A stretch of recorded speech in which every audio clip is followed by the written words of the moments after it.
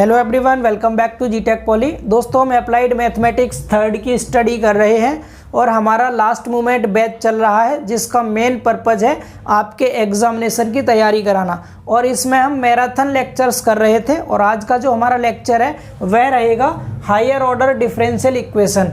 Higher order differential equation बहुत important chapter है। अगर बात करें एग्जाम के पॉइंट ऑफ व्यू से तो लगभग 2 क्वेश्चन इसके आपके एग्जाम में पूछे जाते हैं 5-5 नंबर के, यानी कि 10 नंबर में ये अकेला चैप्टर पूछा जाता है। हालांकि चैप्टर थोड़ा सा बड़ा है, इसीलिए मैं इसको 2 पार्ट में कवर कराऊंगा। आज हमारा ये इसका पार्ट 1 रहेगा और बहुत इंटरेस्टिंग होगा। चूँकि पहला पार्ट है तो बेसिक से हम इसको समझेंगे और बहुत अच्छे तरीके से कम टाइम में ही आप बहुत कुछ इसमें समझ लेंगे। ठीक है, तो चलिए बिना किसी भी देरी के हम स्टार्ट करते हैं अपने चैप्टर को।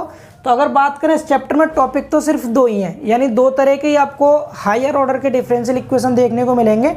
एक तो रहेगा हमारा इसमें समघातीय अवकलन समीकरण यानी होमोजीनियस डिफरेंशियल इक्वेशन, और दूसरा होगा विषमघातीय अवकलन समीकरण यानी कि नॉन होमोजीनियस डिफरेंशियल इक्वेशन। इन दोनों को ही हम समझेंगे अच्छे वे में। तो सबसे पहले ये समझ लीजिए समघातीय अवकलन समीकरण होते क्या है, फिर इन्हें सॉल्व कैसे करते हैं। इसके बाद जो हम आगे पढ़ेंगे उसमें फिर विषमघातीय अवकलन समीकरण देखेंगे, फिर उसका सॉल्यूशन देखेंगे। क्लियर ना, समझ पा रहे हैं सभी लोग? तो एक बार पहले ये बता दीजिए, हायर ऑर्डर डिफरेंशियल इक्वेशन जानते हैं सभी किसे कहते हैं? हायर ऑर्डर डिफरेंशियल इक्वेशन का मतलब हो गया एक ऐसा अवकलन समीकरण जिसका ऑर्डर 1 से ज़्यादा हो। 1 से ज़्यादा का मतलब 2 हो सकता है, 3 हो सकता है, 4 हो सकता है। अब ऑर्डर किसे कहते हैं पहले आपको ये पता होना चाहिए। तो ऑर्डर के बारे में आप सब जानते हैं। जैसे कोई डिफरेंशियल इक्वेशन है, लाइक डेट मैंने यहाँ डेरिवेटिव लिख दिया dy/dx। मैं कहूँ इसका मुझे ऑर्डर बताओ तो आप बोलेंगे सर इसका ऑर्डर है 1। क्या बोलेंगे? इसका ऑर्डर है 1। एक ऑर्डर से मतलब है इसको एक बार डिफरेंशिएट कर रखा है, मतलब ऑर्डर 1 हो गया। अगर मैं यहाँ पर लिख दूँ d2y/dx2 तो हम बोलेंगे, अब पूछेंगे आपसे ऑर्डर कितना है बच्चों, तो आप बोलेंगे सर ऑर्डर 2 है, क्योंकि इसको 2 बार डिफरेंशिएट कर रखा है। अगर मैंने आपसे कह दिया यहाँ d4y/dx4 और इसकी होल पावर लगा दी 5, मैंने कहा बच्चों इसका ऑर्डर बताओ, तो आपको पावर से कोई मतलब नहीं है। यहाँ पर ओनली ये देखना डिफरेंशियल कितनी बार कर रखा है। तो बाई का यहाँ पर 4 बार डिफरेंशियल कर रखा है। डेट मीन्स इसका ऑर्डर हो गया बेटा कितना? 4 हो गया, ऑर्डर 4। तो यानी अब आपको डिफरेंशियल इक्वेशन जो देखने को मिलेंगी इस चैप्टर में वो ऐसी डिफरेंशियल इक्वेशन होंगी जिनमें 1 से ज़्यादा बार डिफरेंशियल कर रखा होगा। तो उन डिफरेंशियल इक्वेशन को हम बोलेंगे हायर ऑर्डर की डिफरेंशियल इक्वेशन। पहचान लेंगे ना, जिनमें जो डेरिवेटिव होगा ना ये 2 डिग्री का या 2 से अधिक डिग्री का होगा, उसे कहेंगे हायर ऑर्डर डिफरेंशियल इक्वेशन। पहली चीज़ बोलिए, क्लियर है सभी को? तो ये तो हम लोग पहचान लेंगे अच्छे से कि सर हायर ऑर्डर की जो डिफरेंशियल इक्वेशन होती हैं उनमें 1 से ज़्यादा बार डिफरेंशियल किया जाता है। ठीक है, अब बात करते हैं होमोजीनियस डिफरेंशियल इक्वेशन क्या होंगी। तो होमोजीनियस डिफरेंशियल इक्वेशन की एक स्टैंडर्ड फॉर्म होती है। जैसे मैं 2 पावर वाली लिख रहा हूँ अभी आपके सामने, मैंने लिख दिया d2y/dx2। समझिएगा, d2y/dx2 प्लस में p इंटू में dy/dx प्लस में q इंटू में y और बराबर में 0। क्या लिख दिया? बराबर में 0। तो ये जो हमने यहाँ पर एक फॉर्म लिख दी डिफरेंशियल इक्वेशन की, आप लोग समझ पा रहे हैं ये हायर ऑर्डर की डिफरेंशियल इक्वेशन है, क्योंकि यहाँ पर 2 बार डेरिवेटिव दे रखा है, यहाँ 2 बार डिफरेंशियल है। तो डेट मीन्स ये हायर ऑर्डर का डिफरेंशियल इक्वेशन है। अब अगर इसके बराबर में इधर कोई फंक्शन ना हो, इसके बराबर में 0 हो, तो इसको कहेंगे होमोजीनियस डिफरेंशियल इक्वेशन। और अगर बराबर में 0 ना हो, कोई भी फंक्शन हो, फंक्शन से मतलब कुछ भी दे दे, इधर सपोज इधर sin x लिख दे, या फिर इधर आपका x की पावर 3 लिख दे, या इधर आपका e की पावर x, मतलब कुछ भी लिख दे साइड में, 0 ना हो, तो उसको कहेंगे विषमघातीय अवकलन समीकरण। बोलिए समझ पा रहे हैं सभी लोग? ये चीज़ क्लियर है? तो आपका होमोजीनियस डिफरेंशियल इक्वेशन क्या होता है? जिसमें बराबर में 0 होता है। इतना बोलिए, पहचान लेंगे। अब इसके बाद देखिए, इस तरह की कोई भी डिफरेंशियल इक्वेशन आपको दे दे और आपसे कहेगा कि बच्चों इसको आप सॉल्व करिए, इसको सॉल्व करिए। तो इसे सॉल्व कैसे करते हैं यही हमें सीखना है, इसी पर बेस्ड हमें क्वेश्चंस मिलेंगे इसमें। तो इसके सॉल्यूशन को स्टार्ट करने से पहले एक चीज़ और आप ध्यान से सुन लीजिए। अगर कहीं पर इस चीज़ को बेटा नोट में लिखना, जो आगे बता रहे हैं आपको नोट में लिखना। अगर कहीं पे आपको dy/dx लिखा दिखाई दे तो उसको आप कैपिटल D इंटू बाई लिख दीजिएगा। क्या लिख दीजिएगा? Capital D into by. चूँकि हम यहाँ पर d/dx जो होता है ना, इसको कहते हैं differential with respect to x, इसको हम कैपिटल डी मान लेते हैं। डी अपॉन डी एक्स को क्या मान लेंगे, कैपिटल डी। तो यहाँ पर डी वाई हो गया। ऐसे ही अगर यहाँ लिखा होता d two y upon d x two, इसको हम क्या लिखते हैं, हम लिखते हैं डी टू इंटू बाई। समझ पा रहे हैं? अगर ये तीन ऑर्डर वाला होता, तीन ऑर्डर वाला इस तरह से, तो क्या लिखते बेटा इसको, डी थ्री इंटू बाई। बोलिए क्लियर है सभी को ये। इसी तरह से अगर मैं यहाँ पर कह दूँ कि हमारा यहाँ एन ऑर्डर वाला है, d n y upon d x n, तो इसमें हम क्या लिखेंगे, डी की पावर एन इंटू बाई। ये चीज़ बताइए सभी को समझ आ रहा है भाई, इतना क्लियर है? तो नोट में जरूर लिख लेना इस चीज़ को कि जहाँ पर भी d y upon d x होगा वहाँ कैपिटल डी के साथ बाई, दो घात वाला तो कैपिटल डी की पावर टू इंटू बाई, तीन वाले पे कैपिटल डी की पावर थ्री इंटू बाई। इस तरह से आप लिख देंगे। बोलिए इतना कर लेंगे। इन चीज़ों को साथ साथ लिखते चलिए। जस्ट अभी हम क्वेश्चन पे ही आने वाले हैं, बस थोड़ा सा कॉन्सेप्ट को समझते चलेंगे, ठीक है? ये क्लियर है सभी को? अब इसके बाद आगे देखिए, अब हम क्या करेंगे आगे बेटा, समझते चलेंगे सभी। अगर हमें इस तरह का कोई क्वेश्चन दे दिया तो सबसे पहले हमें क्या करना है, इसको यहाँ से मैं आपको सॉल्व करने का तरीका बता रहा हूँ, इसको कैसे सॉल्व करेंगे। यहाँ पर देख लीजिए, इसकी जगह आप लिखेंगे कैपिटल डी, दो घात है तो टू लिख दिया, बाई कर दिया, प्लस में ये पी है, पी इंटू में इसको कैपिटल डी इंटू बाई लिखेंगे। बोलिए क्लियर है इतना? प्लस में यहाँ पर क्या है, क्यू है, क्यू इंटू में ये बाई है बराबर जीरो। यहाँ तक समझ पा रहे हैं? इसके बाद आप देख पा रहे होंगे सभी जगह आपको बाई देखने को मिल रहा है। इसमें यहाँ भी बाई है, यहाँ भी बाई है, यहाँ भी बाई, सब में से बाई ले लेंगे बेटा कॉमन। बाई को बाहर निकाल लीजिए, डी टू प्लस में पी इंटू डी हो गया, प्लस में क्यू हो गया, बाई आ गया बाहर बराबर जीरो। बोलिए यहाँ तक क्लियर है सभी को? अब इसके बाद बेटा हम बनाते हैं ऑक्सिलरी इक्वेशन। क्या बनाते हैं? Auxiliary equation. इनको जो टर्म आपको लिखे जा रहे हैं इनको याद रखिएगा, हालांकि बहुत सारे क्वेश्चन करेंगे, ये हमें ऑलरेडी याद हो जाएंगे, ठीक है? मतलब ऑलरेडी नहीं, ऑटोमेटिक याद हो जाएंगे। इसको हिंदी में कहते हैं सहायक समीकरण, सहायक समीकरण। अब इसको सहायक समीकरण को कैसे बनाते हैं, तो बिल्कुल सिंपल है। जहाँ पर कैपिटल डी लिखा है बेटा इसको एम मान लीजिए, कैपिटल डी की जगह पर एम लिख दीजिए, एम। जब यहाँ पर आप एम लिखेंगे तो ये बन जाएगा एम स्क्वायर प्लस में पी इंटू में एम प्लस में क्यू। और बेटा बाहर वाले बाई को छोड़ देते हैं, बाहर वाले बाई को छोड़ देते हैं, तो ये जो हमारे पास इक्वेशन बन गई इसको हम कहते हैं ऑक्सिलरी इक्वेशन। ये क्या बन गई? Auxiliary equation. तो जो भी हमें हायर ऑर्डर की ये होमोजीनियस डिफरेंशियल इक्वेशन दे रखी होगी उसको पहले हम क्या करेंगे, उससे ऑक्सिलरी इक्वेशन बनाएंगे। अब ऑक्सिलरी इक्वेशन बनाने के बाद हमें निकालना होगा बेटा कंप्लीमेंट्री फंक्शन। क्या निकालना होगा? कंप्लीमेंट्री, COMPLEMENTARY, कंप्लीमेंट्री फंक्शन, ठीक है? हिंदी में हम इसको बोलेंगे पूरक। कंप्लीमेंट्री मतलब होता है पूरक, पूरक फंक्शन मतलब फलन, ठीक है? पूरक फलन। इतना क्लियर सभी को ये कंप्लीमेंट्री फंक्शन। अब बेटा कंप्लीमेंट्री फंक्शन हम कैसे निकालते हैं इसको थोड़ा सा समझ लीजिए। साइड में, इधर साइड में आप लोग समझ लीजिए कंप्लीमेंट्री फंक्शन के बारे में।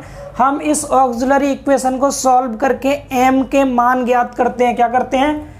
एम के मान। बेटा मान का दूसरा नाम मूल होता है, मान कह दो या मूल कह दो। अंग्रेजी भाषा में रूट्स बोलते हैं, रूट्स। क्या निकालेंगे हम? इनके एम के रूट्स निकालेंगे। आप सबको इक्वेशन सॉल्व करना आता होगा, दो घात वाली इक्वेशन सॉल्व करना आता है, तीन घात वाली, चार घात वाली नहीं आता है तो हम आपको सिखाएंगे क्वेश्चंस में। बाकी ये सबको पता होगा, बीच वाले टर्म को दो पार्ट में तोड़ते हैं फैक्टर करके, फिर एम की वैल्यूज को फाइंड आउट कर लेते हैं और एम की जो वैल्यू निकल के आएंगी ना, इसी के आधार पर हमारा कंप्लीमेंट्री फंक्शन बनेगा। और बेटा कंप्लीमेंट्री फंक्शन को शॉर्ट में CF लिखते हैं। क्या लिखते हैं? CF, C for complementary, F for function. मतलब हमें CF निकालना होगा इसमें। समझते चलिए, आसानी से क्लियर हो जाएगा सब कुछ आपको। CF निकालने के लिए आपको इस M के रूट्स देखने होंगे। पहली चीज़, हमने M की निकाली वैल्यू, सपोज हमें M की दो वैल्यू मिल गई, लाइक डेट, पहला 1 मिल गया, दूसरा 2 मिल गया, ऐसे। तो ये कैसी वैल्यू है बेटा? ये अलग अलग वैल्यू है, मतलब ये डिफरेंट वैल्यू आई है हमारे पास। और कैसी? वास्तविक संख्याएं हैं, जिसमें भी कहीं पे आई ना आए उसको हम वास्तविक संख्या बोलते हैं। आई काल्पनिक संख्या होती है जिसकी वैल्यू अंडर रूट में -1 होती है। कहीं पे भी किसी भी क्वेश्चन में रूट के अंदर माइनस ना आए तो समझ लेना वो वैल्यू कैसी होंगी, वास्तविक होंगी।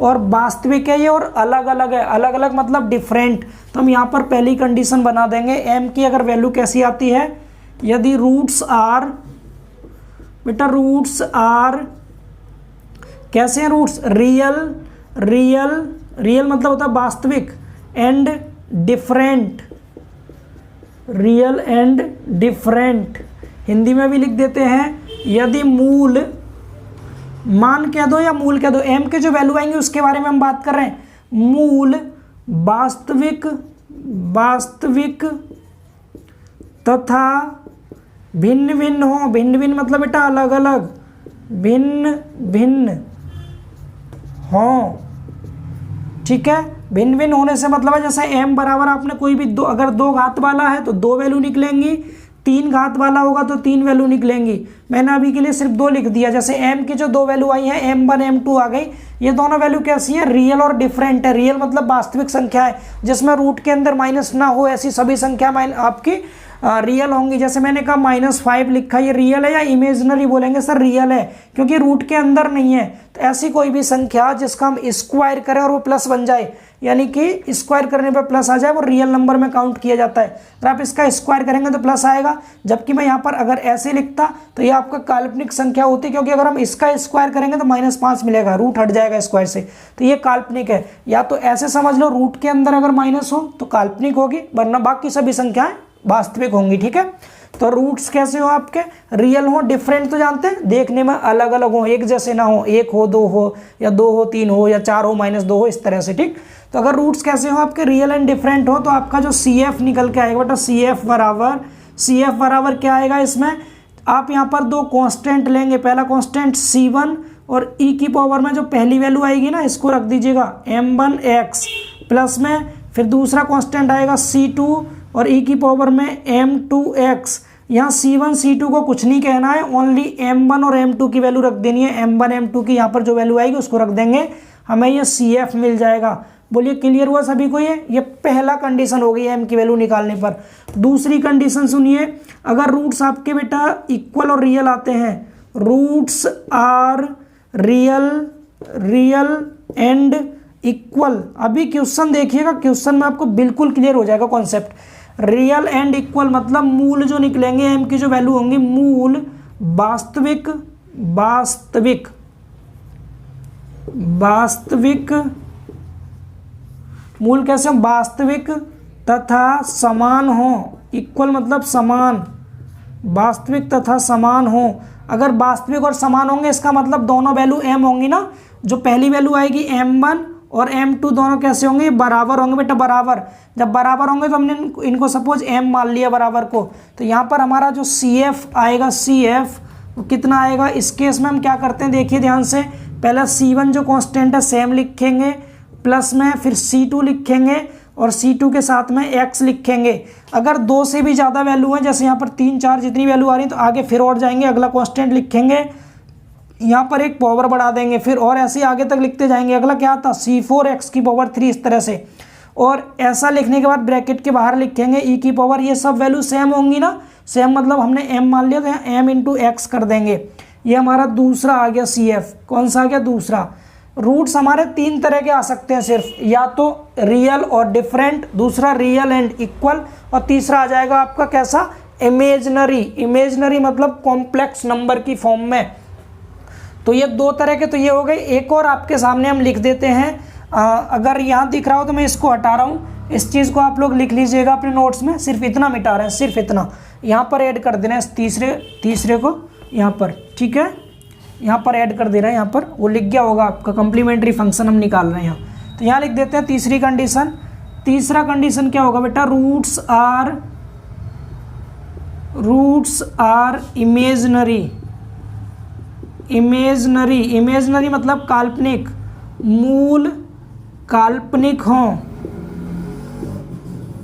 काल्पनिक हो। काल्पनिक जो आता है ना, जैसा आपने कॉम्प्लेक्स नंबर पढ़ा है सभी ने, उसके जैसा। लाइक डेट जो m की वैल्यू आएगी कैसी आएगी, अल्फा प्लस या माइनस में बीटा आई, इस तरह की वैल्यू, इस तरह की कोई वैल्यू आती है।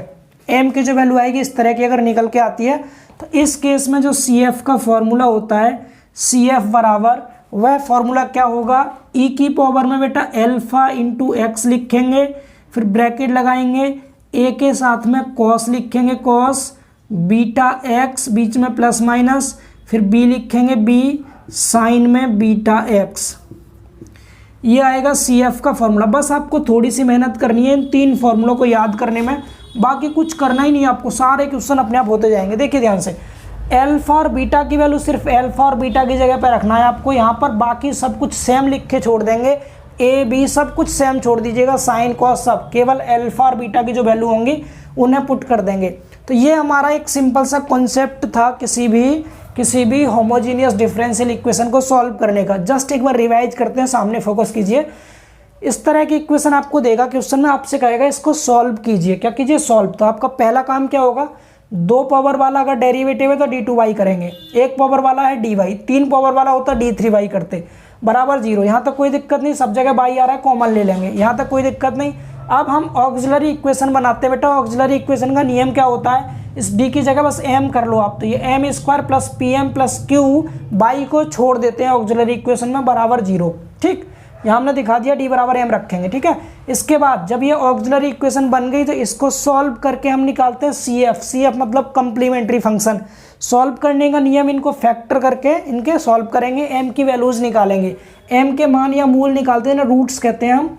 तो रूट्स निकालेंगे। रूट्स आपके 3 तरह के आपको देखने को मिलेंगे। पहला रियल एंड डिफरेंट, अगर वास्तविक और भिन्न भिन्न हो इस तरह के तो CF का फॉर्मूला ये वाला लगाना है। अगर रूट्स आपके रियल एंड इक्वल हो तो CF का फॉर्मूला ये लगाना है। और अगर रूट्स इमेजनरी हो आपके तो CF का फॉर्मूला ये लगाना है। सिर्फ ये 3 फॉर्मूले आप याद कर लीजिए, आपका क्वेश्चन आसानी से हो जाएगा। क्लियर है, एक बार इसका स्क्रीनशॉट लीजिए जल्दी से।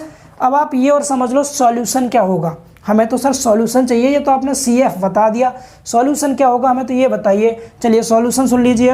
अब इस डिफरेंशियल इक्वेशन का सॉल्यूशन सुन लीजिए, सॉल्यूशन क्या होगा। ठीक है, देखिए सॉल्यूशन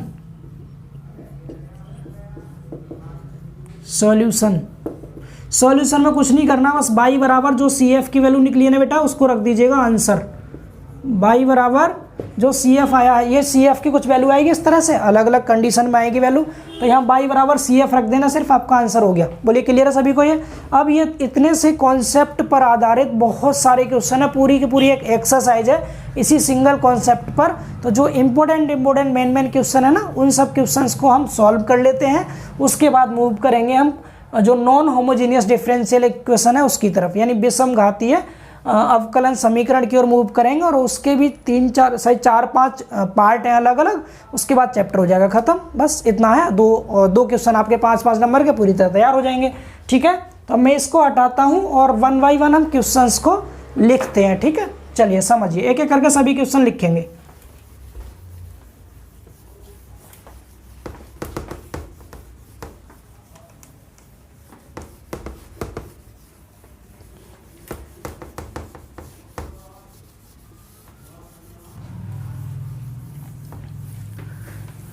चलिए फिर क्वेश्चन नंबर 1 से स्टार्ट करते हैं। पहला क्वेश्चन है अवकलन समीकरण। हम लिख देते हैं, क्वेश्चन लिखा है अवकलन समीकरण, इंग्लिश वाले बच्चे बोल देंगे डिफरेंशियल इक्वेशन, अवकलन समीकरण। और अवकलन समीकरण दे रखा है d2y/dx2 -5 इंटू dy/dx और माइनस में 6 इंटू बाई बराबर 0, यही दे रखा है। यस, इसको हल कीजिए, को हल कीजिए, ये क्वेश्चन है।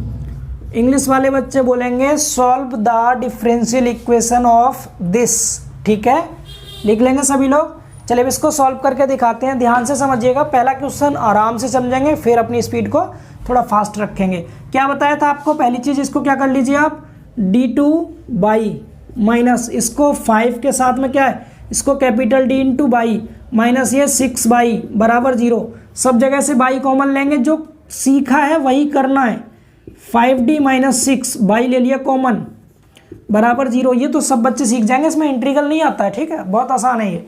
अब इसके बाद बेटा ऑक्सिलरी इक्वेशन बनाएंगे। ऑक्सिलरी इक्वेशन हिंदी वाले बच्चे सहायक समीकरण बोल सकते हैं। ठीक है, ऑक्सिलरी इक्वेशन में इसको m कर देते हैं तो ये हो जाएगा m square minus 5m minus 6 बराबर 0।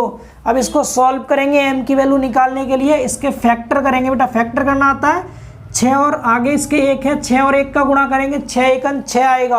अब 6 के फैक्टर क्या होते हैं, 2 गुणा 3 होता है, और 2 और 3 को हम जोड़ेंगे तो कितना आएगा, ये 5 आएगा। ठीक है, 2 और 3 जोड़ने पे कितना आएगा बेटा, 5 आएगा। लेकिन नहीं, यहाँ माइनस है ना, तो 6 एकन 6 करना, 6 में से 1 घटाएंगे तब 5 बचेगा, क्योंकि माइनस का आना चाहिए। तो हो जाएगा ये m स्क्वायर माइनस का 6m माइनस का m। समझ पा रहे हैं, मतलब ये 5 का, सॉरी प्लस का m, ये 5 कब बचेगा, जब माइनस 6 में से 1 जोड़ेंगे तो आपका ये क्या आएगा, माइनस का 5 बचेगा, और इधर माइनस 6 बराबर 0। ये फैक्टर करना आप सबको आना चाहिए। ठीक है, ये पहले से आता होगा आपको। अब यहाँ क्या हो जाएगा, ये m स्क्वायर इसमें से क्या कॉमन आएगा, m कॉमन ले लेंगे आप इसमें से, तो यहाँ बचेगा m माइनस 6 बचा। इन दोनों में से कुछ कॉमन नहीं है तो प्लस का 1 कॉमन ले लीजिए, तो यहाँ पर m माइनस 6 बचेगा बराबर 0। तो एक ब्रैकेट में तो m माइनस 6 आ गया, और दूसरे ब्रैकेट में आपका m प्लस 1 आ गया बराबर 0। यहाँ तक सबको आता है इतना। अब इसके बाद आप क्या करेंगे, पहले 1 को 0 के बराबर रखिए, m माइनस 6 बराबर 0 रखेंगे तो m बराबर कितना आ गया बेटा, 6 आ गया। ऐसे ही दूसरे वाले ब्रैकेट को जब 0 के बराबर रखेंगे आप, तो इसको इधर ले गए तो m बराबर कितना आ गया, एंड लगा दीजिए बीच में, m बराबर -1 आ गया। मतलब m की वैल्यू आ गई क्या क्या, 6 और -1। तो क्या है ये, रूट्स आर। कैसे रूट्स है बेटा, ये रूट्स आर, ये रियल नंबर है। यस सर, रियल, जिसमें आई नहीं आता वो रियल होते हैं। रियल लेकिन अलग अलग है, तो and different, real and different. Hindi वाले बच्चे क्या लिखेंगे, m के मान वास्तविक तथा अलग अलग हैं। अब वास्तविक तथा अलग अलग हैं तो इस केस में CF का फॉर्मूला आप सबको लिखवाया गया था। पहले हम C1 लिखते हैं और e की पावर में m1x लिखते हैं, प्लस में फिर C2 लिखते हैं और e की पावर में m2x लिखते हैं। समझ पा रहे हैं। अब यहाँ m1 m2 की वैल्यू रख दो, तो CF बराबर क्या आया, C1 e की पावर m1 की वैल्यू 6 है 6x, प्लस C2 e की पावर यहाँ m2 है, m2 की वैल्यू -1, ये पहला वैल्यू m1 दूसरी वैल्यू m2, -1 मतलब ये माइनस का x हो जाएगा। समझ पा रहे हैं सभी। तो ये CF निकल गया। हमें चाहिए बेटा सॉल्यूशन, हमें क्या चाहिए, सॉल्यूशन। और सॉल्यूशन में आपको क्या बताया था, y बराबर CF होता है, मतलब y बराबर जो CF की वैल्यू आई ऐसे रख देंगे, C1 e की power 6x plus C2 e की पावर -x। ये हो गया आंसर। ये क्या हो गया बेटा, आंसर। बोलिए क्लियर है सभी को ये। मुझे लगता है इतना सभी को समझ में आ गया होगा। अच्छा, कुछ बुकों में अगर ऐसा कर रखा हो, इसको पहले लिखा हो C1 इसको C2, तो कंफ्यूज नहीं होना, C1 C2 कोई सा भी मान सकते हैं, डजेंट मैटर। ठीक है, तो ये समझ में आ गया सभी को। बिल्कुल सिंपल सा तरीका है। यहाँ पर बस थोड़ा ध्यान देना है, m की जो वैल्यूज़ निकल के आई इनको ध्यान से देखना। अगर ये दोनों आपके वास्तविक रियल हैं और अलग अलग हैं तो इस केस में CF का फॉर्मूला ये वाला लगाना है, C1 e की पावर यहाँ m1x और C2 e की पावर m2x। बस यहाँ पर ध्यान रखना थोड़ा सा। अगर यही वैल्यू सेम होती तो फिर आप इसमें से e की पावर mx कॉमन ले लेते बाहर, यहाँ बचता C1 प्लस C2 के साथ में x ले लेते। इतना अंतर आता है सिर्फ। ठीक है, तो इसको हटाते हैं और नेक्स्ट क्वेश्चन की ओर मूव करते हैं। चलिए समझते चलेंगे सभी लोग। ठीक है, हटाते हैं इसको।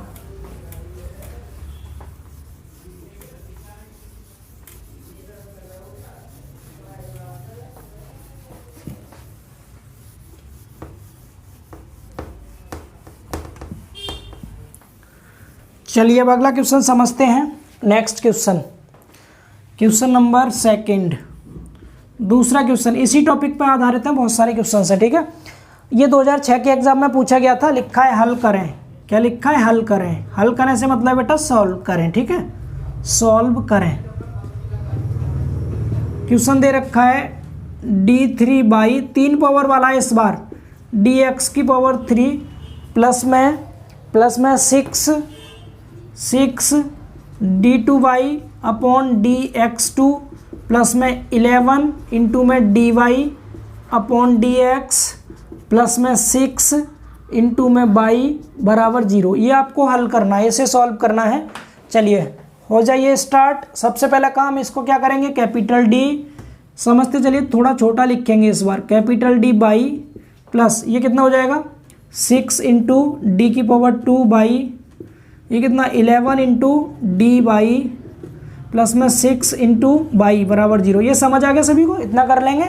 इसके बाद बेटा बाई कॉमन ले लीजिए तो क्या बचेगा d3 plus 6d² plus 11D और प्लस में 6y आ गया आपका कॉमन बाहर बराबर 0। यहाँ तक समझ आया।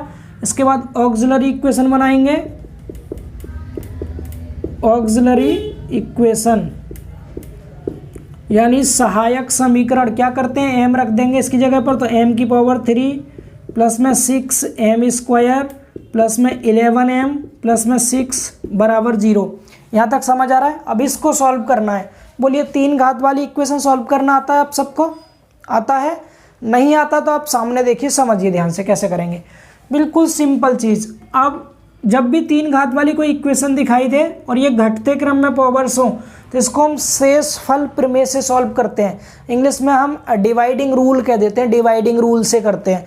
डिवाइडिंग रूल में हम करना क्या होता है, सबसे पहले जो लास्ट में ये लिखा है ना, ये 6 लिखा है, 6, इसके फैक्टर बताइए क्या क्या हो सकते हैं। देखिए किसी भी नंबर का 1 हो सकता है फैक्टर, इसका 2 से कट जाएगा, ये 2 से भी कट जाएगा, ये 3 से कट जाएगा, ये 3 से भी कट जाएगा, ये यानी जिस जिस से कट जाएगा वो सब इसके मल्टीपल होंगे। ठीक है, मल्टीपल लिखते हैं इसके क्या क्या है, 1 होगा, 2 होगा, 3 होगा, ये 6 से भी कट जाएगा।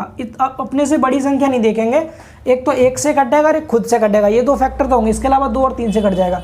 अब करना क्या आपको, इसमें m के प्लेस पर इनको एक एक करके रख के देखना है। स्टार्टिंग हम 1 से करते हैं शुरुआत। जब 1 से ज़्यादा घात की इक्वेशन को सॉल्व करना हो तो हम क्या करेंगे, पहले 1 से शुरुआत करते हैं। आपके सिलेबस में जितने क्वेश्चन है ना, सबके आंसर 1 से ही मिल जाएंगे आपको आगे जाना ही नहीं पड़ेगा और फैक्टर्स की ओर, केवल 1 से मिल जाएंगे। जिसमें ना मिले उसमें रख के देखना, बाकी गारंटेड जितने क्वेश्चन है आपके सभी क्वेश्चन सॉल्व हो जाएंगे 1 रखने पर ही। ठीक है, तो देखिए अब 1 भी आप 2 तरह से रखेंगे। इन सब वैल्यूज को हम 2 तरह रखते हैं, एक बार प्लस लेकर के, दूसरी बार माइनस लेकर के।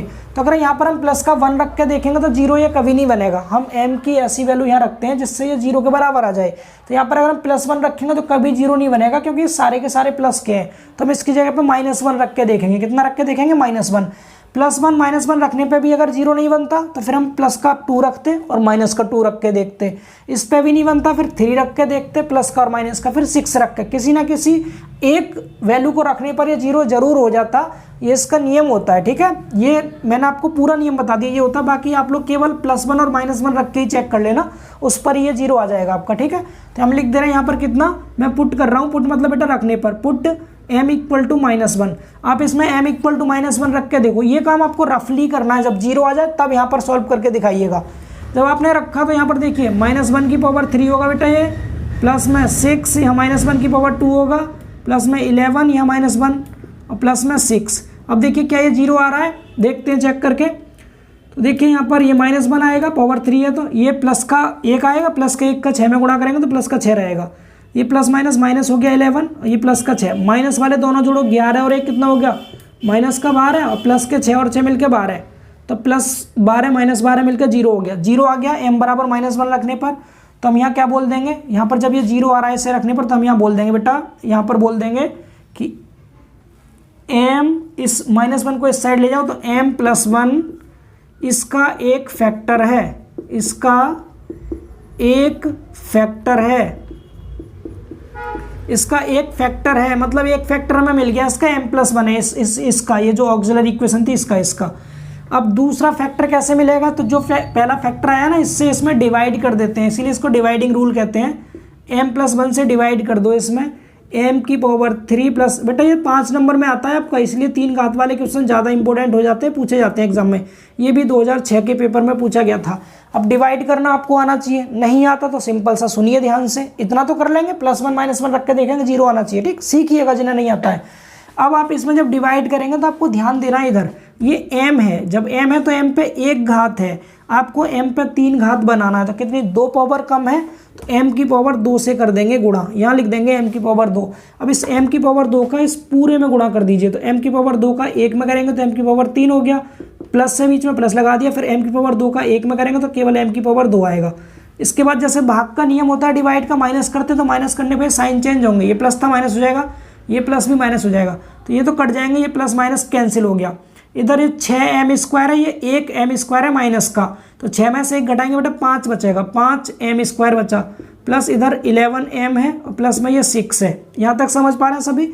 अब आपको 5, अब m है यहाँ पर केवल, हमें चाहिए 5m², तो एक तो 5 चाहिए तो प्लस का 5 लिख दीजिए, 5, और हमें m की घात 2 चाहिए, एक घात तो ये है तो एक घात और लगा देंगे यहाँ पर, तो 5m का इस पूरे में गुणा कीजिए, तो 5m का इसमें करेंगे तो ये हो जाएगा 5m² और प्लस में 5m का एक में करेंगे तो 5m हो गया, फिर से माइनस, तो ये साइन चेंज, ये भी माइनस, तो ये कैंसिल हो जाएंगे दोनों आगे वाले, प्लस माइनस थे। 11m में से 5m को घटाना है तो 6m बचेगा और प्लस में इधर कितना बेटा 6 है।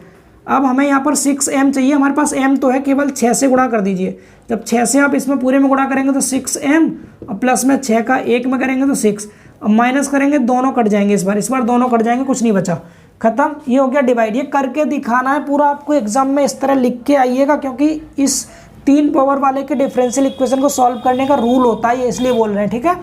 तो हमारे पास एक और फैक्टर मिल गया। अब ये हमारे पास एक और फैक्टर मिल गया, दूसरा ये, तो हमारे पास क्या आ गया, पहला फैक्टर आ गया m+1 और दूसरा फैक्टर आ गया हमारे पास m² + 5m+6, ये 2 फैक्टर आ गए, बराबर 0 कर दीजिए क्योंकि इसके बराबर में यहाँ 0 था।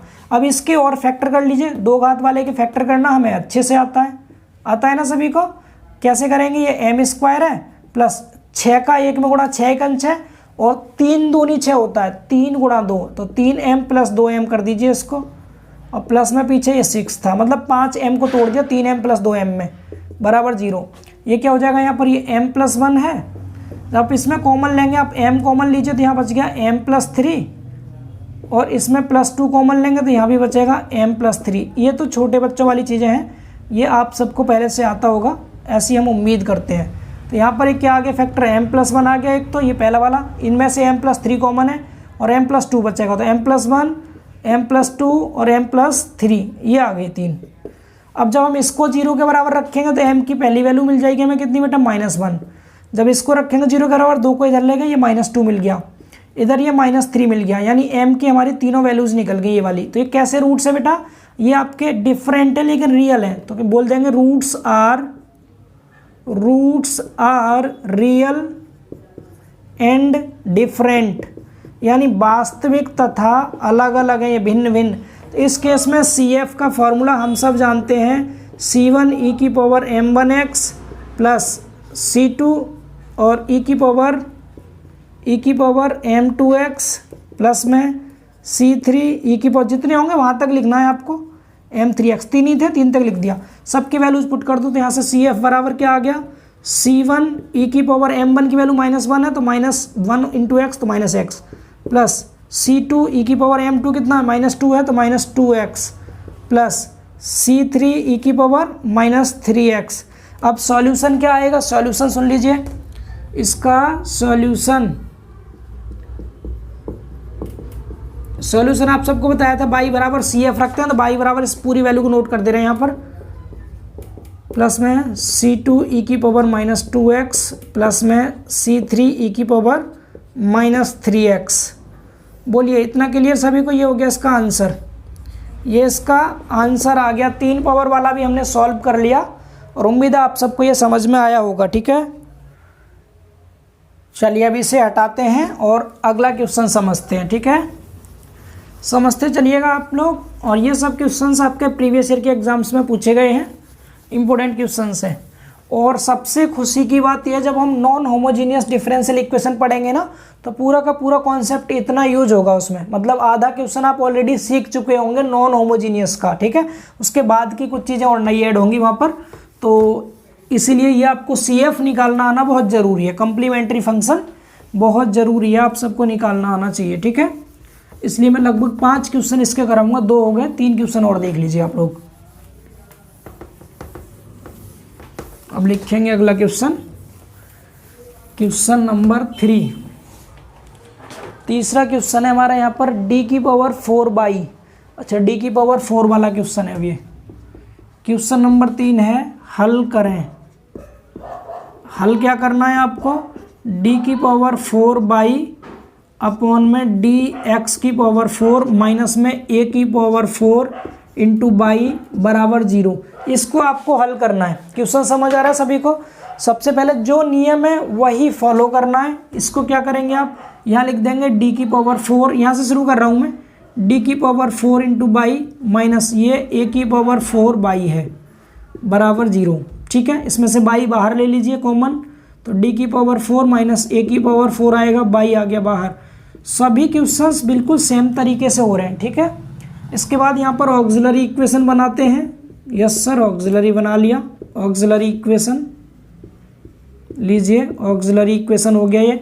अब ऑक्सिलरी इक्वेशन कैसे बनता है, इसकी जगह पर m पुट करते हैं, m की पावर 4 माइनस a की पावर 4 बराबर 0। इसको सॉल्व करना है। इसको सॉल्व करना आता है सबको? बिल्कुल आता है। यहाँ पर फैक्टर कर दीजिए, m की पावर 2 की पावर 2 कर सकते हैं इसको, और जो 4 पावर है इसको m स्क्वायर की पावर 2 कर सकते हैं बराबर 0। इसमें से a square minus b square का फॉर्मूला, तो एक ब्रैकेट में a माइनस बी रहता है, यहाँ पर a है, ये b है, a और b समझे ना, तो एक ब्रैकेट में माइनस कर दिया, दूसरे में प्लस कर देंगे। समझ पा रहे हैं? इसके बाद इसके और फैक्टर कीजिए, तो ये फिर से फॉर्मूला रिपीट कर दीजिए, m माइनस a, फिर m प्लस a, और फिर तीसरा ये m square plus a square बराबर 0। ये समझ पा रहे हैं सभी लोग? अब यहाँ से आगे देखिए, इसको जब 0 के बराबर रखेंगे हम, m माइनस a बराबर 0, तो यहाँ से m बराबर आ गया हमारा प्लस का a, एक वैल्यू ये मिल गई m की। दूसरा हम इसको रखेंगे m प्लस a को 0 के बराबर, तो m बराबर आएगा माइनस का a, दूसरी वैल्यू ये आ गई m की। तीसरा हम m square plus a square बराबर 0 करेंगे, तो यहाँ से a स्क्वायर को इस साइड ले जाओ, m square equal to minus का हो जाएगा बेटा a स्क्वायर। यहाँ लिखेंगे स्क्वायर रूट करेंगे दोनों तरफ का, स्क्वायर रूट। जब स्क्वायर रूट करेंगे तो यहाँ m बचेगा बराबर, ये वैल्यू आएगी आपकी कितनी, माइनस a स्क्वायर है, और ये अंडर रूट में आएगा, ठीक है। a स्क्वायर देखो, माइनस रूट 1 को अलग कर ले रहा हूँ मैं, माइनस रूट में 1 और इंटू में a स्क्वायर अलग कर ले रहा है रूट के अंदर ही, ठीक है। बोलिए समझ पा रहे, ऐसा कर सकते हैं। तो अगर आप यहाँ से देखेंगे तो माइनस रूट 1 की वैल्यू आई होती है बेटा, आयोटा जिसे बोलते हैं, और a स्क्वायर का a आ जाएगा, तो मैं डायरेक्ट लिख दे रहा हूँ यहाँ पर plus minus a I, a square का तो आ गया a, और माइनस में रूट 1 की वैल्यू जो आ गई वो आई आ गई, ठीक है। प्लस माइनस क्यों लिया, क्योंकि दो पावर है तो दो वैल्यू आएंगी, एक प्लस वाली दूसरी माइनस वाली। तो इस तरह से m की एक वैल्यू ये निकाल दी हमने। अगर मैं इसको अल्फा प्लस बीटा आई की फॉर्म में लिखूं तो ये ऐसे लिख देंगे हम, m बराबर 0 कर दीजिए और प्लस माइनस में a आई कर दीजिए, ये हो गया। बोलिए रूट्स आ गए आपके 3 निकल के। अगर आप इनमें ध्यान से देख पा रहे होंगे तो ये दोनों रूट तो कैसे हैं, रियल नंबर है और अलग अलग है, डिफरेंट है, एक प्लस एक माइनस है। तो इनके लिए तो हमारा CF का फॉर्मूला क्या लगेगा, मैं डायरेक्ट CF का फॉर्मूला आपको लगा के दिखा रहा हूँ। देखिए जो डिफरेंट वाले होते हैं इसमें हमने पढ़ा था C1 e की पावर m1x और प्लस में C2 और e की पावर m2x, यही तो हमने पढ़ा था।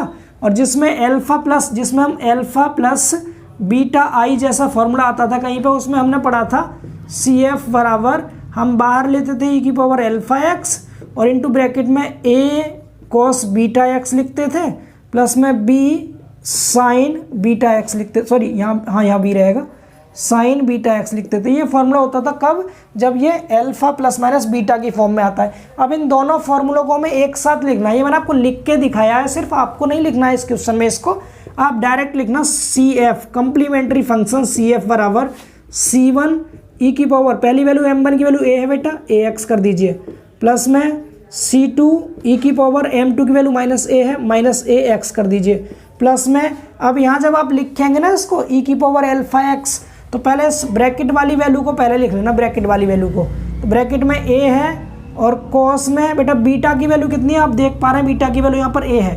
अल्फा प्लस माइनस बीटा आई होता है, आई के साथ जो लिखा हो तो उसे बीटा बोलते हैं, और आई के साथ यहाँ पर a लिखा हुआ है, तो क्या वैल्यू है, a वैल्यू है, तो a cos ax आ गया। ये आप a की जगह अगर यहाँ C1 C2 लिखा था, आप C3 C4 भी यूज कर सकते हैं, क्या C3 C4, तो आप ऐसे लिख देंगे, क्या लिख देंगे आप यहाँ पर, आप a भी लिख लो या C3 C4, कोई दिक्कत वाली बात नहीं है। हमने यहाँ पर C3 यूज किया है, और cos के साथ में ये बीटा है ना, बीटा की वैल्यू a है तो ax, प्लस C3 के बाद यहाँ b की जगह C4 साइन बीटा की वैल्यू a है ax, और e की पावर में अल्फा की वैल्यू 0 है, तो यहाँ पर e की पावर 0 इंटू एक्स आएगा तो 0 हो जाएगी, और e की पावर 0 का मान बेटा 1 होता है, 1, तो इसीलिए CF जो निकल के आ गया यहाँ से C1 e की power ax plus C2 e की power minus ax plus C3 cos ax plus में C4 sin ax, और ये होगी इसकी वैल्यू 1, किसी भी नंबर की पावर 0 हो उसकी वैल्यू 1 होती है। ये CF निकल गया, तो सॉल्यूशन में क्या करेंगे, इसको बाई के बराबर लिख देंगे। इसको y के बराबर लिख दीजिएगा, y बराबर सी एफ की जो भी वैल्यू है, c1 e की power ax plus c2 e की power minus ax plus c3 cos ax और प्लस में c4 sin ax। ये हो गया आंसर, ये इसका आंसर हो गया। 4 पावर वाला भी हमने आसानी से कर लिया। यहाँ पर थोड़ा सा ध्यान रखना, ये जो दो मैंने फॉर्मूला आपको लिख के दिखाया, अब इसमें दोनों ही एक साथ लगेंगे, क्योंकि ये दोनों वैल्यू के लिए तो ये वाला फॉर्मूला लग गया आधा यहाँ तक, प्लस में फिर ये वाला फॉर्मूला लगेगा इस वैल्यू के लिए। यहाँ पर अल्फा की वैल्यू 0 थी, बीटा की वैल्यू a थी, तो बीटा की जगह हमने दोनों जगह a रख दिया, यहाँ भी ए बी की जगह C3 C4 मान सकते हैं, कांस्टेंट था। अल्फा की जगह हमने 0 रखा है, इसको पीछे लिख दिया आगे की जगह, दोनों को एक साथ लिखा है मर्ज करके। इस क्वेश्चन के सॉल्यूशन में आप ये फॉर्मूला लिख के मत दिखाइएगा, डायरेक्ट सॉल्व कर दिएगा इस तरह से। आपकी सहूलियत के लिए, आपकी समझदारी के लिए मैंने इसको लिख दिया ताकि आपको ये समझ में आ सके, ठीक है। तो ये क्वेश्चन भी आप सबको समझ में आ गया उम्मीद है। चलिए इसको अब हटाते हैं और अगला क्वेश्चन समझते हैं। इसको हटाते हैं और नेक्स्ट क्वेश्चन समझते हैं। अभी हम होमोजीनियस के ही कर रहे हैं सारे क्वेश्चन। होमोजीनियस की पहचान लेंगे ना आप, एक तो यहाँ पर पावर आपको एक से ज़्यादा होगी, मतलब एक से ज़्यादा डेरिवेटिव होगा, एंड इक्वल के बराबर में 0 होगा, होमोजीनियस वाले हो जाएंगे ये हायर ऑर्डर के, ठीक है। बराबर में 0 नहीं होगा बेटा तब होमोजीनियस नहीं होगा ये, ठीक है। ये पहचान है इसकी सिंपल सी। आपको बहुत आसान से आसान तरीके से बता रहा हूँ चीज़ों को, ताकि अच्छे से क्लियर हो सके सब कुछ, इसलिए मैंने हेडिंग भी अभी मिटाई नहीं है, आपको सब कुछ समझ में आता रहे, ठीक है। चलिए आपके 10 नंबर पक्के करा देंगे यहाँ से। नेक्स्ट क्वेश्चन लिखिए आप लोग, क्वेश्चन नंबर 4, चौथा क्वेश्चन। ये सभी क्वेश्चंस इंपॉर्टेंट हैं और प्रीवियस ईयर के एग्जाम्स में पूछे गए क्वेश्चन है। अगला जो क्वेश्चन लिख रहे हैं 2007 के पेपर में आया था, D3 - 2 D2 - 4D, D3 - 2 D2 और माइनस में 4D + 8, माइनस में 4D और प्लस में 8। ये ऑलरेडी आपका उसी फॉर्मेट में लिखा हुआ है जिसमें हम बोलते हैं इसको बदलने के लिए बराबर 0, ऐसे है। तो ये भी होमोजीनियस इक्वेशन है, ठीक है। कह रहा है इसको हल कीजिए, को हल कीजिए, को हल कीजिए। इसको हल करना है आपको, कर लेंगे बिल्कुल सिंपल। सबसे पहले डायरेक्ट अब इसमें आप ऑक्सिलरी इक्वेशन बनाएंगे, क्योंकि ऑलरेडी आपको उसी फॉर्मेट में दे रखा है। तो डायरेक्ट यहाँ लिखेंगे हम auxiliary equation, auxiliary equation Hindi में सहायक समीकरण। आप इसको लिखेंगे m, तो m की पावर 3 - 2 m की पावर 2 - 4m प्लस में 8 बराबर कर देंगे 0, बाई को छोड़ देते हैं। अब इसको आपको सॉल्व करना है। कैसे सॉल्व करते हैं, +1 रख के देखो या -1। अगर आप +1 रख के देखेंगे तो ये 1 आएगा, ये आपका -2 आएगा, ये आपका -4 आएगा। तो 4 और 2 हो गया माइनस का 6 और 9, नहीं हो पाएगा।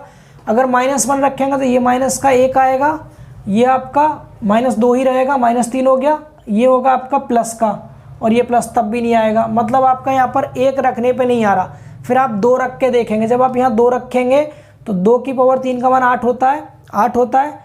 इधर 2 रखेंगे तो 2 की पावर 2 का मान 4, 4 दूनी 8, तो 8 से 8 कट गया, फिर 2 रखा, ये आ जाएगा। m बराबर यहाँ 2 रख नहीं पाएगा बेटा, 1 रखने पर नहीं आएगा। आपको सब कुछ पुट करके देखना। 8 के फैक्टर क्या क्या हो सकते हैं, 1 से कट सकता है 8, 2 से कट सकता है, 4 से कट सकता है, 8 से कट सकता है। तो इन सबको एक बार प्लस एक बार माइनस रख के देखते हैं। 1 रखने पर नहीं आ रहा था, हम 2 रख करके देखेंगे अब, ठीक है। तो यहाँ लिखेंगे, पुट कर रहे हैं बेटा, पुट कर रहे हैं कितना, m = 2 पुट करेंगे 2। जब आप m = 2 रखेंगे यहाँ पर, तो 2 की पावर 3 रख के देखिए, 2 की पावर 3 -2 और यहाँ 2 की पावर 2, इसके बाद -4 और यहाँ 2 आ गया, और प्लस में 8 बराबर 0। सॉल्व कीजिए, नहीं अभी नहीं 0, सॉल्व करके दिखाएंगे ना। ये हो गया 8 माइनस ये भी आ गया 8 माइनस ये भी आ गया 8 और प्लस ये आ गया 8। देखिए 8 और 8 ये कट गए, प्लस माइनस थे, ये और ये कट गए, बराबर क्या आ गया, 0 आ गया। 0 ही आना चाहिए था, तो हम क्या कह देंगे, इस 2 को इधर लेंगे तो लिख देंगे m - 2 इसका एक फैक्टर, इसको इधर ले जाने पर माइनस हो जाएगा ना, तो m - 2 इसका एक फैक्टर है, एक फैक्टर है। अब एक फैक्टर आ गया, दूसरा कैसे निकालते हैं, डिवाइड करते हैं। अब इतनी जगह में डिवाइड आ नहीं पाएगा, तो हमें यहाँ पर करना पड़ेगा डिवाइड इसका, ठीक है। डिवाइड करके दिखाते हैं, अलग अलग कलर की पेन यूज कर लेते हैं। m - 2 इससे डिवाइड कीजिए किसको, m की power 3 - 2 m square minus 4m plus 8, इसको डिवाइड करेंगे। ठीक, कीजिए। यहाँ पर 3 पावर चाहिए, यहाँ सिर्फ एक m है हमारे पास, 2 पावर से मल्टीप्लाई करना पड़ेगा। m की पावर 2 से इसमें गुणा कीजिए तो m की पावर 3 हो गया, माइनस इसमें करेंगे तो 2 और m की पावर 2 हो गया। साइन चेंज होंगे, ये माइनस हो जाएगा, ये प्लस। देखिए m की पावर 3 में से m की पावर 3 घटाया, कैंसिल। माइनस का 2m की पावर 2 है, यहाँ प्लस का 2m की पावर 2, ये भी कट गया। अब जो ऊपर लिखा है इसको नोट कर लो, माइनस का 4m लिखा है और प्लस का 8 लिखा है। अब क्या चाहिए, माइनस का 4m चाहिए। यहाँ हमारे पास ओनली m है तो माइनस के 4 से कर देंगे गुणा, ये आ भी सकता था यहाँ पर, पहले पता नहीं था, इतना छोटा हो जाएगा। माइनस का 4m और माइनस माइनस प्लस का 8, ये भी कैंसिल, दोनों कैंसिल हो जाएंगे पूरे, कुछ नहीं बचा। ठीक है, ये डिवाइड हो गया हमारा, यहाँ पर डिवाइड हो गया, ये बोलिए क्लियर है। ये कट गया ना पूरा, प्लस माइनस था सब। जब साइन चेंज करेंगे बेटा ये प्लस हो जाएगा, ये माइनस, तो ये कैंसिल हो जाएंगे। ठीक है, एम स्क्वायर माइनस 4 आ गया इसका अगला फैक्टर, तो यहाँ क्या लिख देंगे अब आपका आ गया m माइनस 2 पहला फैक्टर था, दूसरा फैक्टर आ गया इसका m स्क्वायर माइनस 4 बराबर 0 लिखेंगे। इसके फैक्टर हम फिर से कर सकते हैं, ये m माइनस 2 है, ये हो जाएगा m स्क्वायर माइनस 2 का स्क्वायर। ये फॉर्मूला आप सबको आता होगा, a square minus b square वाला फॉर्मूला है। तो एक ब्रैकेट में माइनस, एक ब्रैकेट में प्लस। ठीक है, बोलिए क्लियर है ये। अब यहाँ से अगर इसको लिखेंगे 0 के बराबर, इधर ले गए तो प्लस का 2, इसको ले गए इधर, ये भी प्लस का 2, इसको ले गए इधर, ये माइनस का 2। तो यहाँ पर रूट्स कैसे आ रहे हैं बेटा, 2 रूट्स तो आपके सेम आ रहा है, एक डिफरेंट आ रहा है। तो सेम रूट वाले फॉर्मूला, अब यहाँ पर कॉम्बिनेशन लग रहा है, दो फार्मूले एक साथ लग रहे हैं। एक तो फार्मूला आपका ये लग जाएगा CF बराबर, जिसमें रूट्स सेम है, सेम रूट वाले में क्या होता है, C1 लिखते हैं प्लस में C2 लिख करके और x लिखते हैं ऐसे, और बाहर e की पावर mx ले लेते हैं। ये कब है, जब सेम आते हैं रूट्स, सेम वाले के लिए होता है ये वाला। दूसरा जब अलग अलग आते हैं रूट, तब C1 e की पावर m1x लिखते हैं और प्लस में C2 और e की पावर m2x लिखते हैं। इन दोनों को एक साथ इसमें आपको लगाना पड़ेगा। इन दोनों के लिए जो सेम आ रहा है, सेम के लिए तो ये वाला फॉर्मूला लगेगा। तो लगा दीजिए CF बराबर कंप्लीमेंट्री फंक्शन C1 प्लस में C2x, C2 के साथ x लिखेंगे। ठीक, और e की पावर mx मतलब सेम वाली वैल्यू ले लो, 2 है तो 2 ले लीजिए, 2x, ये हो गया यहाँ तक। अब प्लस में इस डिफरेंट वाली वैल्यू और ले लो, डिफरेंट वैल्यू माइनस 2 है, तो इसके लिए हम ये वाला फॉर्मूला लगा देंगे, आगे कंटिन्यू कर देंगे इसको। तो C1 C2 हो गया, C3 से आगे लिखेंगे C3 e की पावर कितना माइनस 2 है तो माइनस का 2x। इस तरह से दोनों फॉर्मूले एक साथ यूज हो जाते हैं। मैं डायरेक्ट लिख रहा हूँ, इसको हटा रहा हूँ। ठीक है, मैंने समझाने के लिए सिर्फ लिखा था आपको। ये आ गया इसका CF, लेकिन हमें तो आंसर सॉल्यूशन चाहिए इसका। सॉल्यूशन में हम क्या करते हैं, फॉर्मूला बाई बराबर CF की वैल्यू रखते हैं। तो बाई बराबर CF की वैल्यू क्या है, C1 प्लस C2x और e की पावर 2x प्लस में C3 और e की पावर माइनस 2x। ये हो गया आंसर, ये इसका आंसर आ गया। समझ गए सभी लोग, बस इतना सा क्वेश्चन था और हमने ये सॉल्व कर लिया। अब इस टॉपिक का लास्ट क्वेश्चन करते हैं, क्वेश्चन नंबर 5, और एकदम हाई लेवल का क्वेश्चन है, अच्छे से समझना। ठीक है, वो क्वेश्चन आप कर पाए तो हम ऐसी उम्मीद करेंगे आप इसमें कोई भी क्वेश्चन आपसे नहीं बचेगा। ठीक है, इसको हटाते हैं और लास्ट क्वेश्चन करते हैं सॉल्व। चलिए देखिए,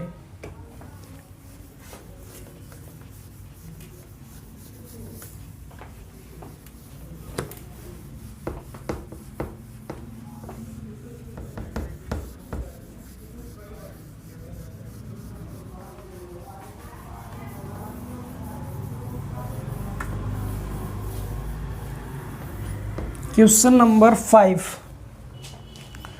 5वां क्वेश्चन। अवकलन समीकरण दे रखा है, हालांकि अवकलन समीकरण तो आसान दिया है, लेकिन क्वेश्चन में अलग चीज पूछ लिया।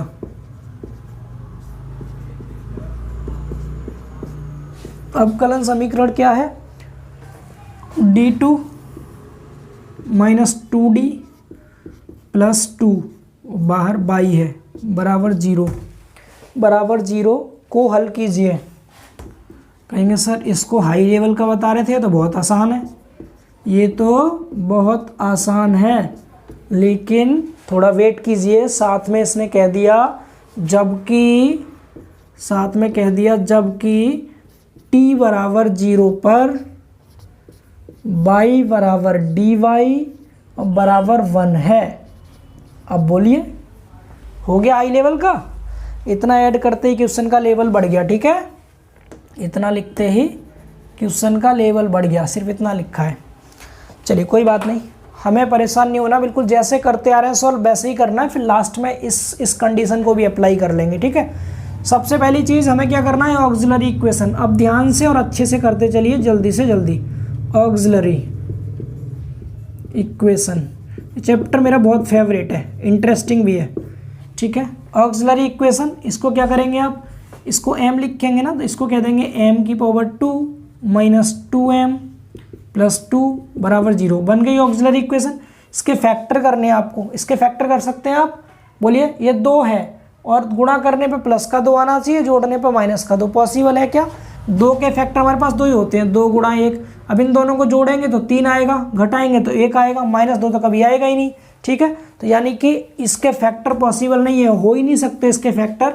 और जिसके फैक्टर नहीं हो सकते उसके लिए हमारे पास हैं गुरुजी, कौन से, श्री धराचार्य जी महाराज।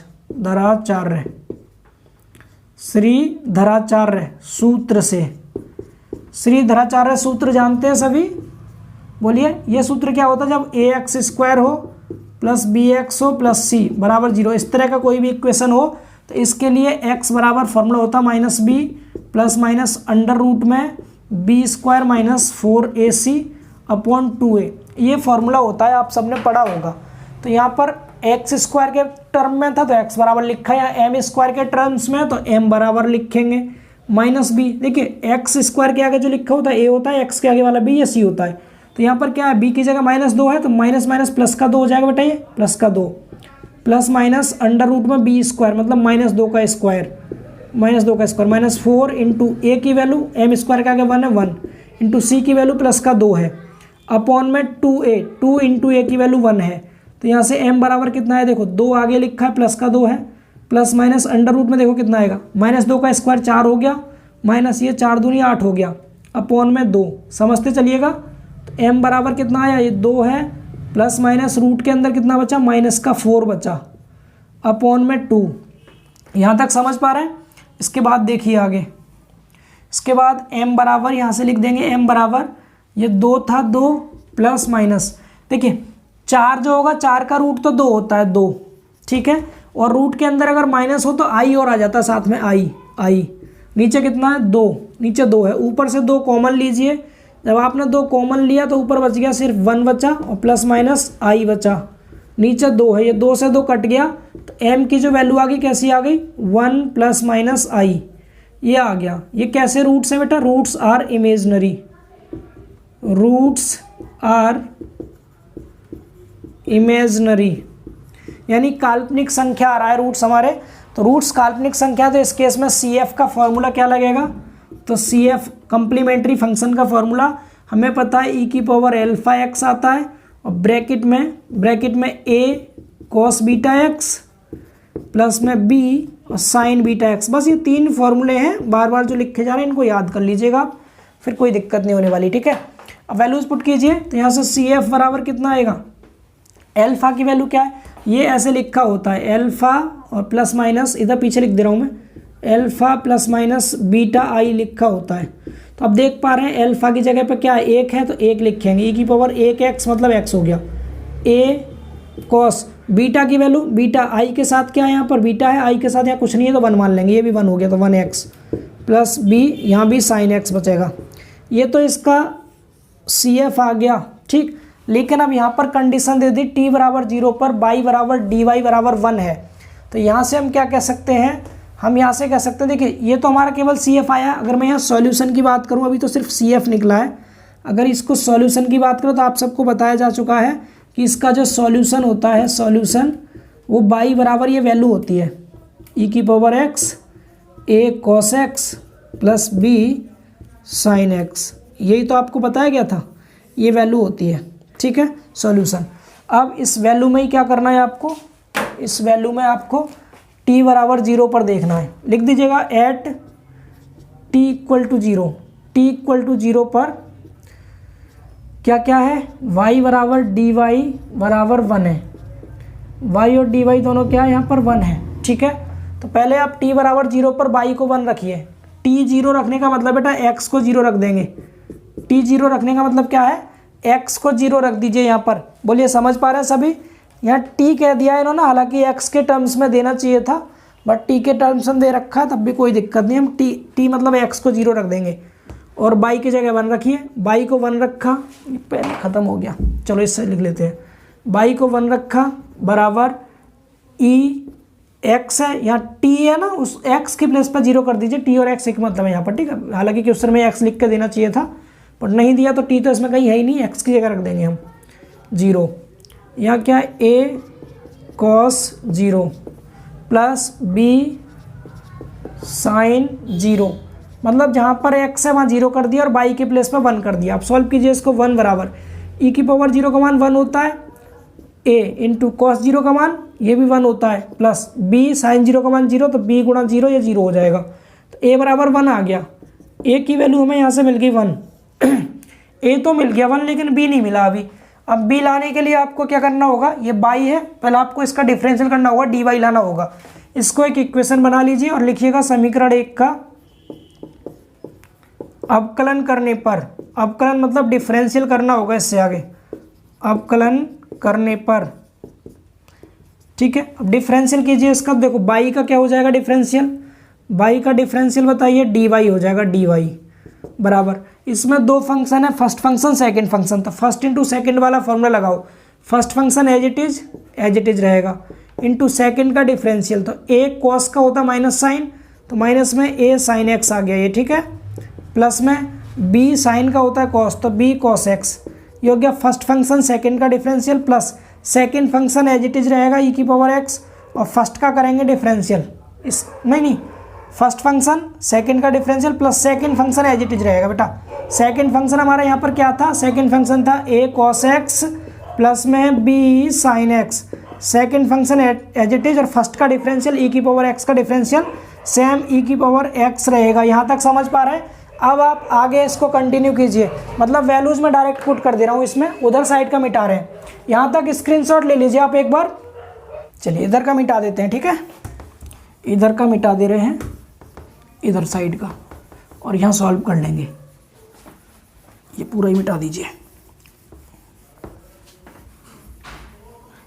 अरे यार याद है क्या था, ये नहीं मिटाना चाहिए था। वाई बराबर, इसमें तो वैल्यू रखनी ही है, वाई बराबर ई की पावर एक्स था, ब्रैकेट में ए कॉस एक्स था, प्लस में बी साइन एक्स था, ये था इक्वेशन फर्स्ट, ठीक है। ए कॉस एक्स ये था, ये नहीं मिटाना चाहिए था, ये ज़रूरत पड़ेगी इसकी, ठीक, कोई बात नहीं। चलिए अब बाकी इसको सॉल्व कीजिए आगे। अब कैसे सॉल्व करेंगे, यहाँ पर आपको पता है डी वाई की वैल्यू 1 है और एक्स के प्लेस पर 0 पुट करना होगा। क्या आ जाएगा, डी वाई की जगह 1 रखिए, डी वाई की जगह 1 बराबर एक्स के प्लेस पर 0, तो ई की पावर एक्स को 0 कर दिया, माइनस में ए की वैल्यू भी पुट कर दीजिए। ए की वैल्यू अभी जस्ट पीछे निकाली थी हमने, ए की वैल्यू कितनी आई थी हमारी, 1 आई थी, तो माइनस में ए के प्लेस पर 1 रखा, 1 रख दिया, साइन एक्स के प्लेस पर 0 रखा, प्लस में बी लिख दिया बी, और कॉस एक्स के प्लेस पर 0 रख दिया, प्लस में ये वाला ब्रैकेट ए के प्लेस पर 1 रखा, ए की वैल्यू, कॉस एक्स के प्लेस पर 0 रखा, प्लस बी निकालना है, साइन एक्स के प्लेस पर 0 रखा, इंटू ई की पावर एक्स के प्लेस पर 0 रखा। हमने सारी वैल्यूज पुट कर दी, मतलब जहाँ टी है, टी मतलब एक्स समझे आप, एक्स को 0 रखना है आपको, जहाँ जहाँ एक्स था, ए की वैल्यू हमने 1 निकाली, 1 रखना है, बाकी बस सेम टू सेम नोट कर दिया है। अब इसको बी निकालिए, यहाँ से क्या आएगा, देखो 1 बराबर, इसकी वैल्यू 1 हो गई, साइन 0 का मान 0 होता है, ये 0 हो गया, कॉस 0 का मान 1 होता है, या बी बचा, प्लस दूसरे ब्रैकेट में आ जाओ, कॉस 0 का मान 1 होता है, ये 1 हो गया, साइन 0 का मान 0 होता है, 0 हो गया, इसकी वैल्यू 1 हो गई, ये 1 हो गया, तो ये 1 बराबर, यहाँ क्या बचा, बी बचा, यहाँ सिर्फ बी, प्लस इधर केवल 1 बचा, ठीक है। 1 को इधर ले गए तो 1 में से 1 घट गया, बी बराबर क्या आ गया, 0, बी की वैल्यू आ गई बेटा 0, ए की वैल्यू आई थी 1, बी की वैल्यू 0, इसको फर्स्ट में पुट कर दो, लिख दीजिएगा इस तरह से, आप लिख दीजिएगा क्या, ए बराबर 1 एंड बी बराबर 0, पुट इन इक्वेशन फर्स्ट।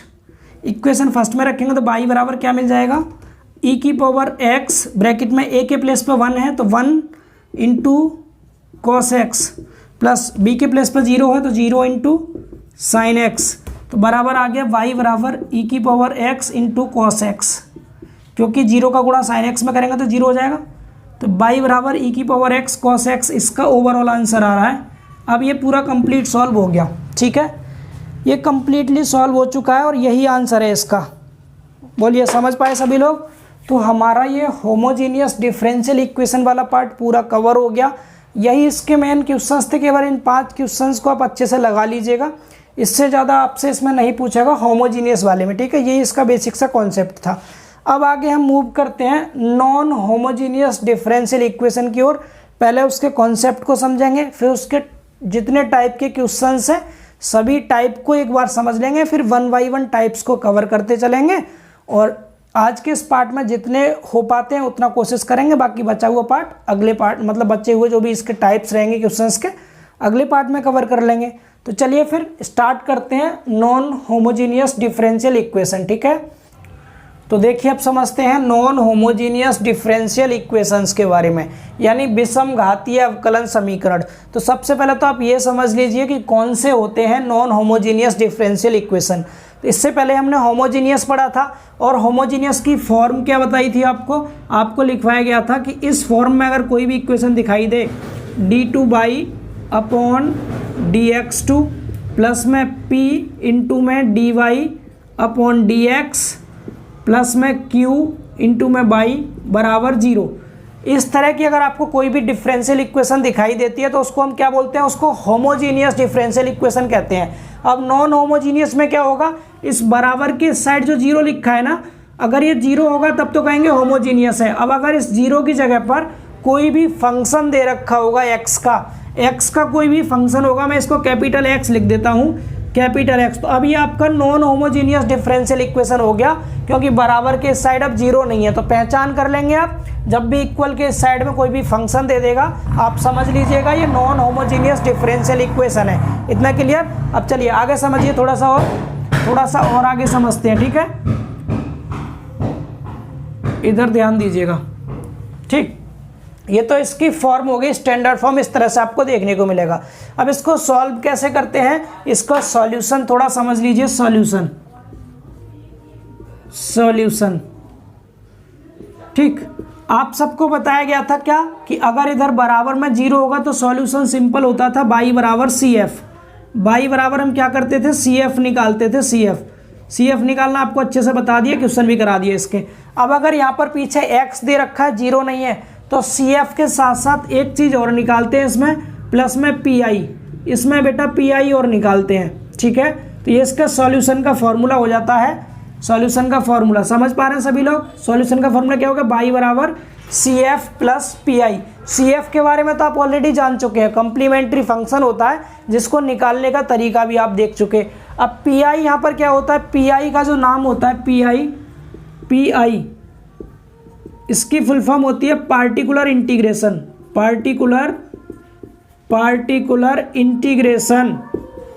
समझ पा रहे हैं सभी लोग? पार्टिकुलर इंटीग्रेशन, हिंदी में कहते हैं इसको विशेष समाकलन, ठीक है। इतना बताइए।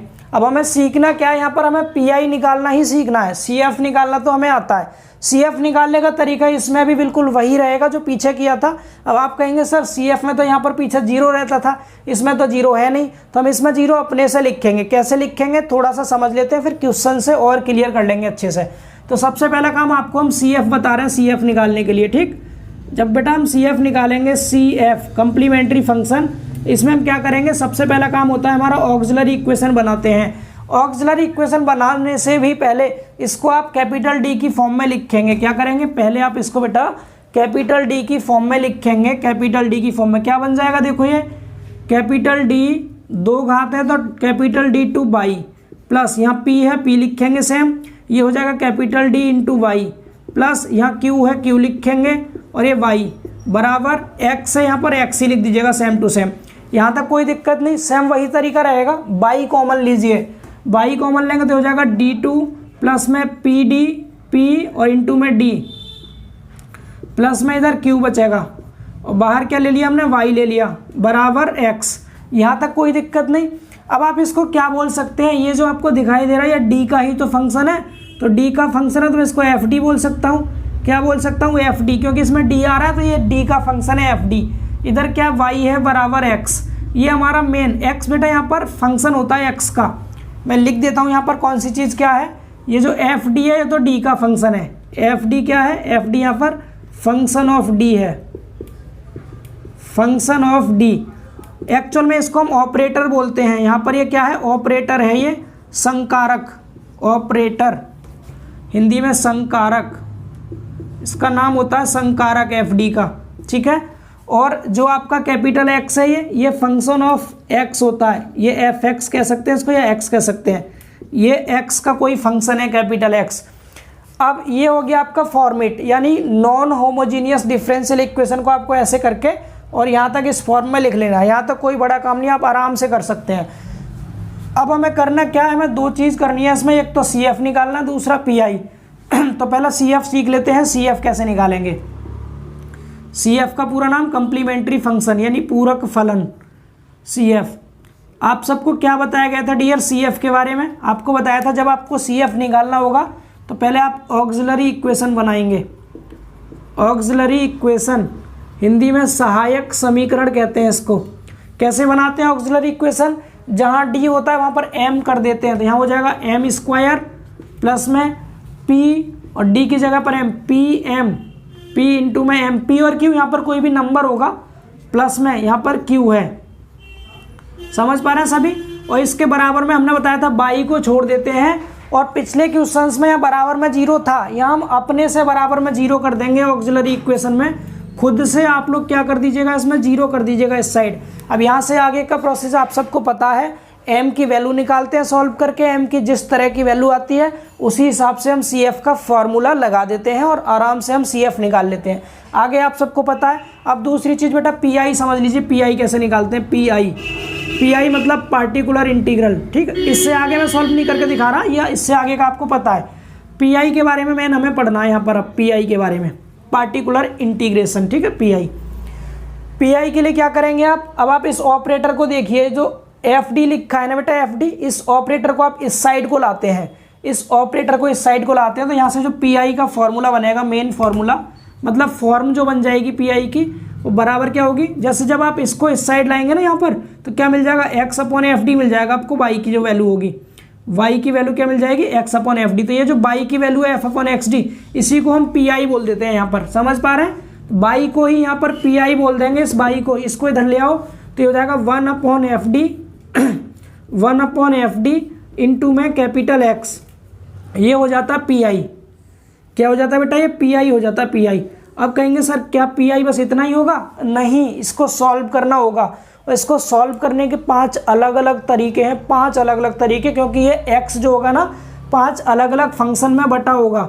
अब यहाँ पर जो हम क्वेश्चंस करेंगे वो क्वेश्चंस टाइप में बढ़ जाएंगे, अलग अलग टाइप में। कैसे बढ़ जाएंगे, ये जो x फंक्शन आपको दिखाई दे रहा है ना, ये अलग अलग रूप से हो सकता है। यहाँ पर x की जगह पर e की पावर ax हो सकता है, x की जगह पर x की पावर n हो सकता है, x की जगह पर sin ax या फिर cos ax हो सकता है, x की जगह पर x इंटू वी हो सकता है। तो अलग अलग तरह से 5 टाइप हैं, पांचों टाइप को हम एक एक करके समझेंगे, उसके बाद ये चैप्टर आपका पूरा फिनिश हो जाएगा। यहाँ तक बोलिए समझ आ रहा है सबको। ये ऐसा कोई क्वेश्चन दिखाई दे, सॉल्यूशन बाई बराबर C F plus P i होता है। पी आई का पूरा नाम पार्टिकुलर इंटीग्रेशन होता है, विशेष समाकलन। तो पहले हम सी एफ निकालेंगे, फिर पी आई। सी एफ निकालने के लिए पहले हम इसको एक अलग फॉर्म में बनाते हैं, या कैपिटल डी की फॉर्म में। इतना आप सबको आता है। हमने इसको नाम दे दिया एफ डी है, ये बाई और ये एक्स, ये फॉर्म बन गई। तो यहाँ से आगे एफ डी तो डी का फंक्शन है, एक्स जो होता है वो एक्स का फंक्शन होता है। सी एफ निकालने का तरीका वही रहेगा, ऑक्सिलरी इक्वेशन बनाएंगे पहले, यानी ये पूरा लिखेंगे, यहाँ डी की जगह पे एम रख करके बाई को छोड़ देते हैं, इसको जीरो कर देंगे, सॉल्व करके सी एफ निकल जाएगा। पी आई निकालने के लिए इस एफ डी वाले पूरे ऑपरेटर को इस साइड लाएंगे, तो 1 upon F D into x बन जाएगा। इसको इनवर्स ऑपरेटर कह देते हैं, 1 अपॉन एफ डी को एक्स। अब देखिए किस किस टाइप के यहाँ पर आपको क्वेश्चन मिलेंगे। टाइप समझ लीजिए, टाइप 1, पहले टाइप 1। टाइप 1 में जो आपको क्वेश्चन दिखाई देंगे वो किस तरह के होंगे। टाइप 1 में बेटा क्वेश्चन होंगे आपके 1 upon F D into x के प्लेस पे ई की पावर ए एक्स होगा, मतलब जो एक्स फंक्शन होगा यहाँ पर ई की पावर ए एक्स के रूप में होगा। इस तरह के क्वेश्चन मिलेंगे। सेकंड टाइप समझिए, टाइप 2 क्या होगा। टाइप 2, इससे ज़्यादा टाइप बनेंगे ही नहीं, ठीक है, जो बता रहे हैं आपको बस यही टाइप बनेंगे क्वेश्चन के। 1 अपॉन एफ डी इधर आपका यहाँ पर e की पावर ax की जगह पर आपका x की पावर कुछ n हो सकता है। n मतलब एक पावर x हो गया, x की पावर 2 हो गया, x की पावर 3, x की पावर 4, कुछ भी हो सकता है पावर यहाँ पर, ठीक है, x पर पावर रहेगी। तीसरा टाइप सुनिए, तीसरा टाइप किस टाइप का क्वेश्चन हो सकता है इसमें? तीसरा जो टाइप हो सकता है यहाँ पर हमारा वो टाइप रहेगा बेटा 1/fd इंटू में साइन ax हो सकता है, साइन ax, या फिर साइन x की जगह cos ax आ सकता है। दोनों में से कोई भी हो सकता है, दोनों को सॉल्व करने का तरीका सेम ही रहेगा, ठीक है। चौथा टाइप जो रहेगा टाइप 4, टाइप 4 जो होगा उसमें क्या दे रखा होगा 1/fd, 1/fd तो रहेगा ही रहेगा। साथ में यहाँ पर जो होगा जो e की पावर ax था ना, ये e की पावर ax के साथ कोई भी x का फंक्शन होगा b यहाँ पर बेटा x का कोई फंक्शन होता है। ये हमारा चौथा टाइप हो गया। और पांचवा और लास्ट टाइप रहेगा हमारा टाइप 5। पांचवा जो टाइप मिलेगा आपको देखने को वो मिलेगा आपको 1/fd होगा, 1/fd इंटू में x इंटू बी होगा। x मतलब यहाँ पर सिंगल x लिखा होगा, इसके साथ में b होगा, b यहाँ दोनों जगह x का फंक्शन है। b क्या होता है बेटा यहाँ पर x का फंक्शन होता है। बोलिए इतना सभी लोग समझ पा रहे हैं? यस, ठीक है। अब एक एक करके हम सभी को समझेंगे अच्छे से, ठीक। यहाँ लिख देता हूँ मैं, जो b है ये क्या है, फंक्शन ऑफ x। यहाँ पर x का कोई भी फंक्शन देखने को मिल सकता है आपको, b फंक्शन ऑफ x है, ठीक है। तो ये टाइप हो गए इसके, तो ये तो मेन इसका फॉर्मेट हो गया। अब जरा क्वेश्चन से समझ लेते हैं एक एक करके। पहले हम टाइप 1 वाले क्वेश्चंस करेंगे और आज के इस लेक्चर में हम टाइप 1 के सारे क्वेश्चन कर लेंगे जितने भी होंगे, हायर ऑर्डर वाले नॉन होमोजीनियस डिफरेंशियल इक्वेशन के। फिर इसका जो अगला पार्ट आएगा उसमें ये नेक्स्ट वाले 4 टाइप के क्वेश्चंस हम करेंगे सॉल्व, ठीक है। तो आज हम क्या कर लेते हैं, इसका ये वाला टाइप सॉल्व कर लेते हैं इसमें, ठीक। इसको एक बार स्क्रीनशॉट ले लो, ये इसका मेन कॉन्सेप्ट है, ये जो आपको देखने को मिलेगा। अब एक एक करके समझते हैं सभी टाइप को। पहले टाइप 1 से स्टार्ट करते हैं, हटा दें इसको, ठीक है। चलिए शुरुआत करते हैं टाइप 1 से। टाइप 1 में यहाँ पर जो x है ना, यहाँ पर आपको e की पावर ax देखने को मिलेगा। a मतलब कोई भी नंबर हो सकता है, e की पावर में ax।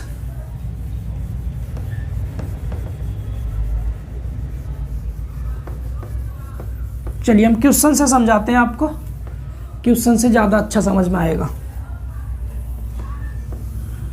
टाइप 1 वाले क्वेश्चन कर रहे हैं बेटा सभी। आप चाहते हैं हेडिंग लिख करके कर लीजिएगा टाइप 1, ऐसे लिख दीजिएगा टाइप फर्स्ट। फर्स्ट टाइप कौन सा, 1/fd इंटू में e की पावर ax, e की पावर ax, इस टाइप के क्वेश्चंस। तो मैं इस टाइप का जरा नियम लिख दूं कैसे सॉल्व करेंगे, उसके बाद क्वेश्चन समझ लेंगे। इस टाइप के क्वेश्चन को कैसे सॉल्व करेंगे, मतलब पीआई निकालना मैंने आपको इसमें। तो पीआई निकालने का तरीका सुन लीजिए ध्यान से। पीआई सिंपल सा छोटा सा कॉन्सेप्ट है, कोई फॉर्मूला नहीं लगाना आपको, सिर्फ एक कॉन्सेप्ट लगाना, उसको याद कर लीजिएगा। कैसे, जब भी आपको कोई भी क्वेश्चन दिखाई दे जिसमें यहाँ पर x का जो फंक्शन था e की पावर ax हो, तो इसमें कुछ नहीं करना, सिर्फ d की जगह पर a रख दीजिएगा।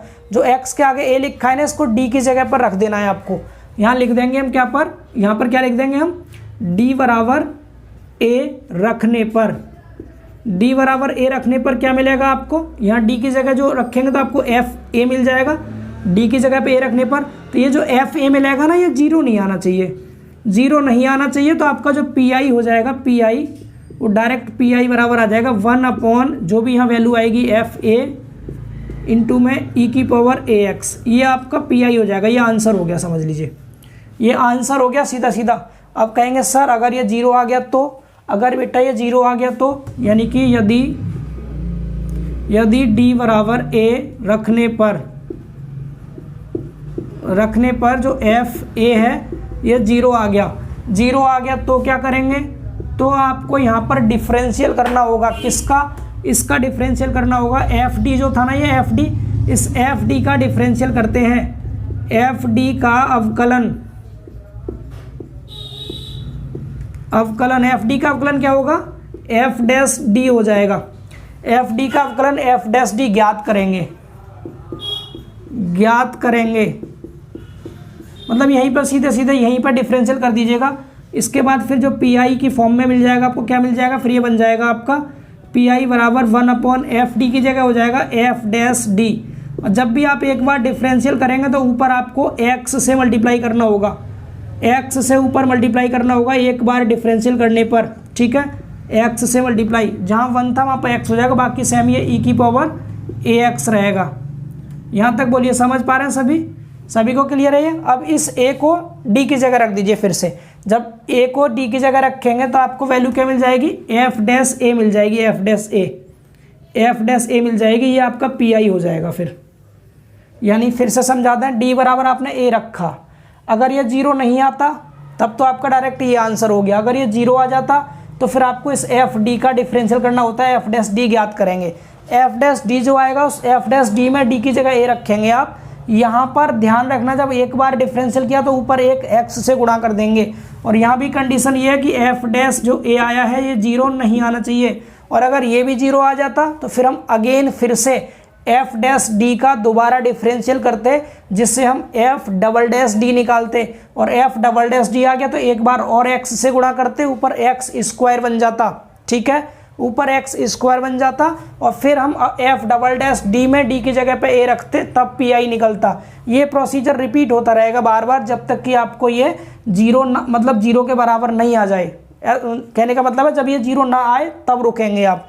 तो अगर एफ डैश ए अगर 0 आ जाता तो फिर एफ डबल डैश ए निकालते, वो भी 0 आता ट्रिपल डैश ए निकालते। बस ध्यान रखना ये कि एक बार डैश हो तो एक एक्स से गुणा, 2 बार डैश पे एक्स स्क्वायर से गुणा हो जाएगा, एक बार और डैश आया तो एक्स की पावर 3 हो जाएगा। फिर इस तरह से ये इसका नियम है। क्वेश्चन समझते हैं उससे और अच्छे से क्लियर होगा ये, ठीक है।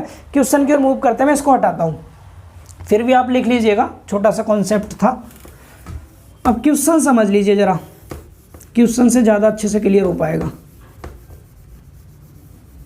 एक और लेक्चर जब इसका हम करेंगे ना तो उसमें सब कुछ क्लियर हो जाएगा। थोड़ा सा पेशेंस रखें, क्योंकि जो बच्चे पहली बार पढ़ रहे होंगे उन्हें थोड़ा सा अजीब लग रहा होगा। अब क्वेश्चन लिखेंगे तो क्लियर होगा सही से। चलिए डायरेक्ट क्वेश्चन हम एग्जाम में आया हुआ क्वेश्चन लिख लेते हैं, ठीक है। d2y/dx2 लिखिए बेटा, क्वेश्चन लिख लीजिए। d2y, ब्लू पेन से लिख लेते हैं, d2y/dx2 d2y/dx2 minus 3dy/dx minus 3 into dy/dx plus में 2y बराबर e की पावर 2x। e की पावर 2x 2011 के एग्ज़ाम में पूछा था, ये को हल करें। 2011 के एग्ज़ाम में आया था ये 5 नंबर में। बोलिए, अच्छा क्वेश्चन है और आप लोग इसको सॉल्व करेंगे मेरे साथ साथ, देखिएगा ध्यान से, बिल्कुल आसान है। सबसे पहला काम अब आपको देखने को मिल रहा है, बराबर के इस साइड कोई फंक्शन दे रखा है, डेट मीन्स ये आपका नॉन होमोजीनियस हो गया। नॉन होमोजीनियस में सी एफ और पी आई दोनों निकालते हैं। तो पहले इसको सी एफ निकालने के लिए कैपिटल डी की फॉर्म में लिखिए, capital D2 by minus 3 capital D by plus 2 by बराबर e की पावर 2x। यहाँ तक समझ पा रहे हैं। बाई कॉमन ले लीजिए, क्या हो गया D2 माइनस 3D प्लस 2, यहाँ बाई आ गया बाहर, बराबर e की पावर 2x। यहाँ तक बोलिए समझ पा रहे हैं सभी। इसके बाद हम बनाएंगे ऑक्सिलरी इक्वेशन, जिससे CF निकाल सकें। ऑक्सिलरी इक्वेशन ध्यान से समझते चलिए, बहुत ध्यान से करेंगे। ऑक्सिलरी इक्वेशन हिंदी में सहायक समीकरण कहते हैं। तो ये हो जाएगा m² minus 3m plus 2। By को छोड़ देते हैं, बराबर के साइड 0 लिख देते हैं, चाहे कुछ भी दे रखा हो तब भी 0 ही करना है आपको।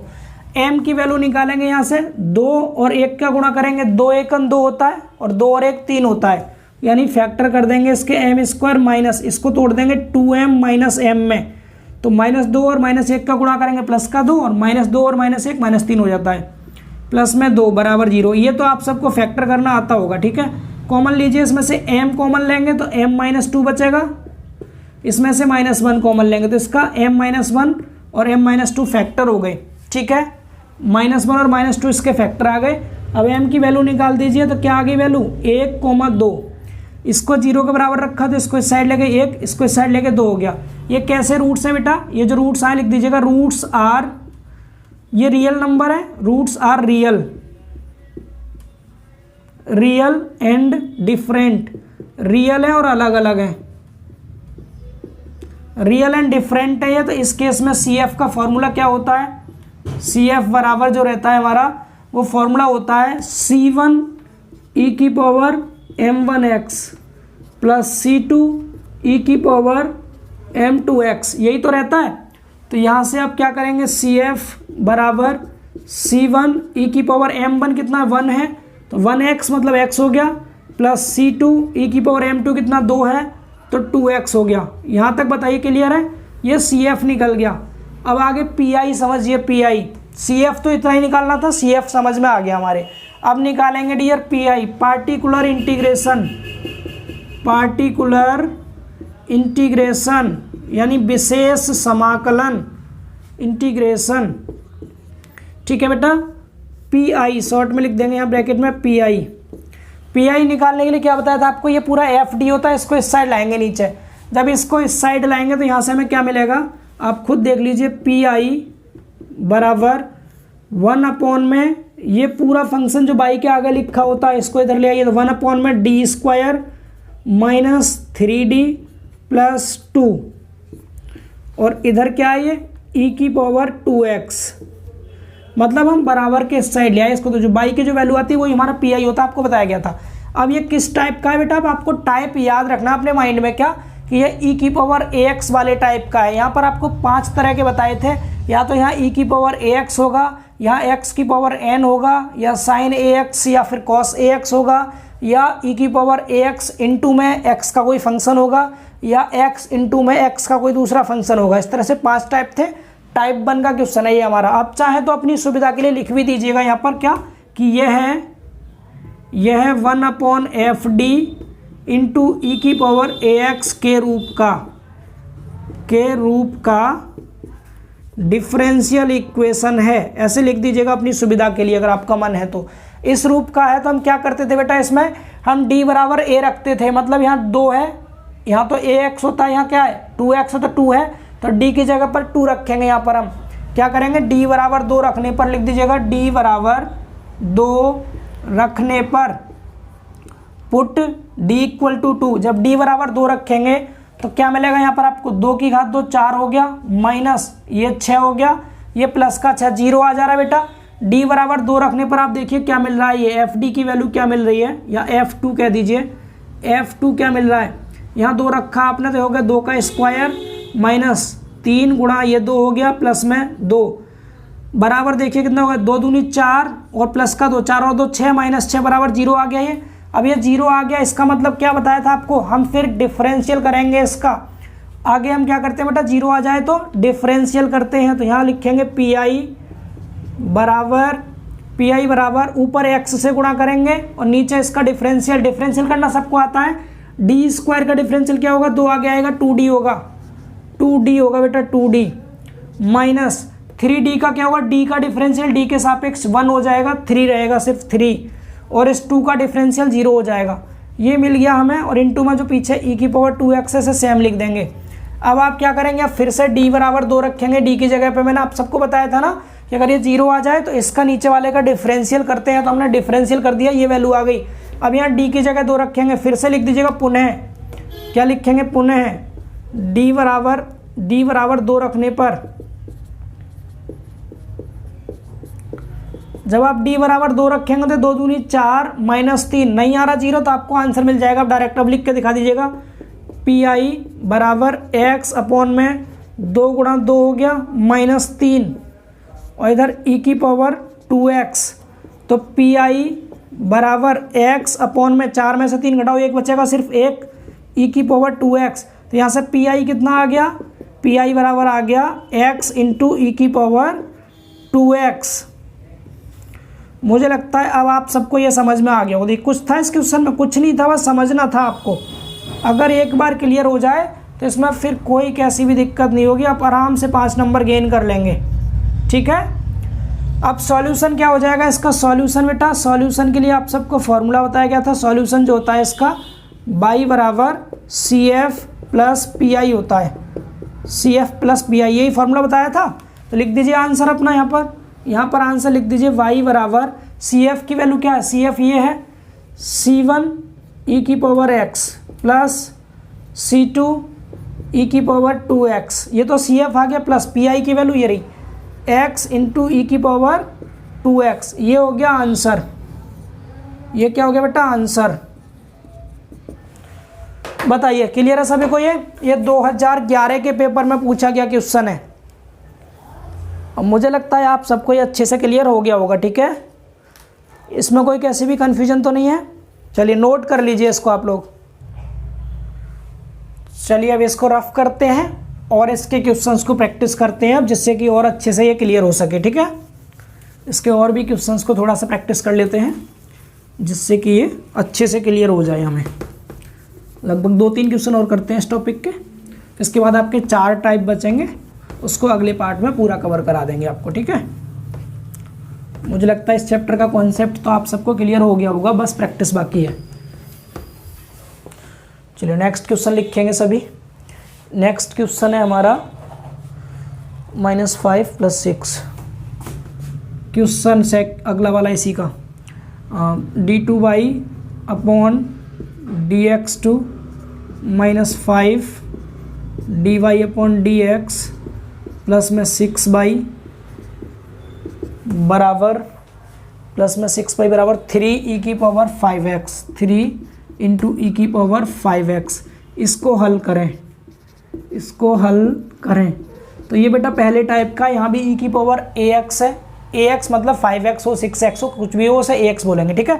तो इसको कैसे सॉल्व करेंगे? सेम तरीका, पहले CF निकालेंगे और CF निकालने के लिए आपको कैपिटल D की फॉर्म में लिखना होगा। Capital D2y -5 capital dy plus 6y बराबर 3 इंटू ई की power 5x।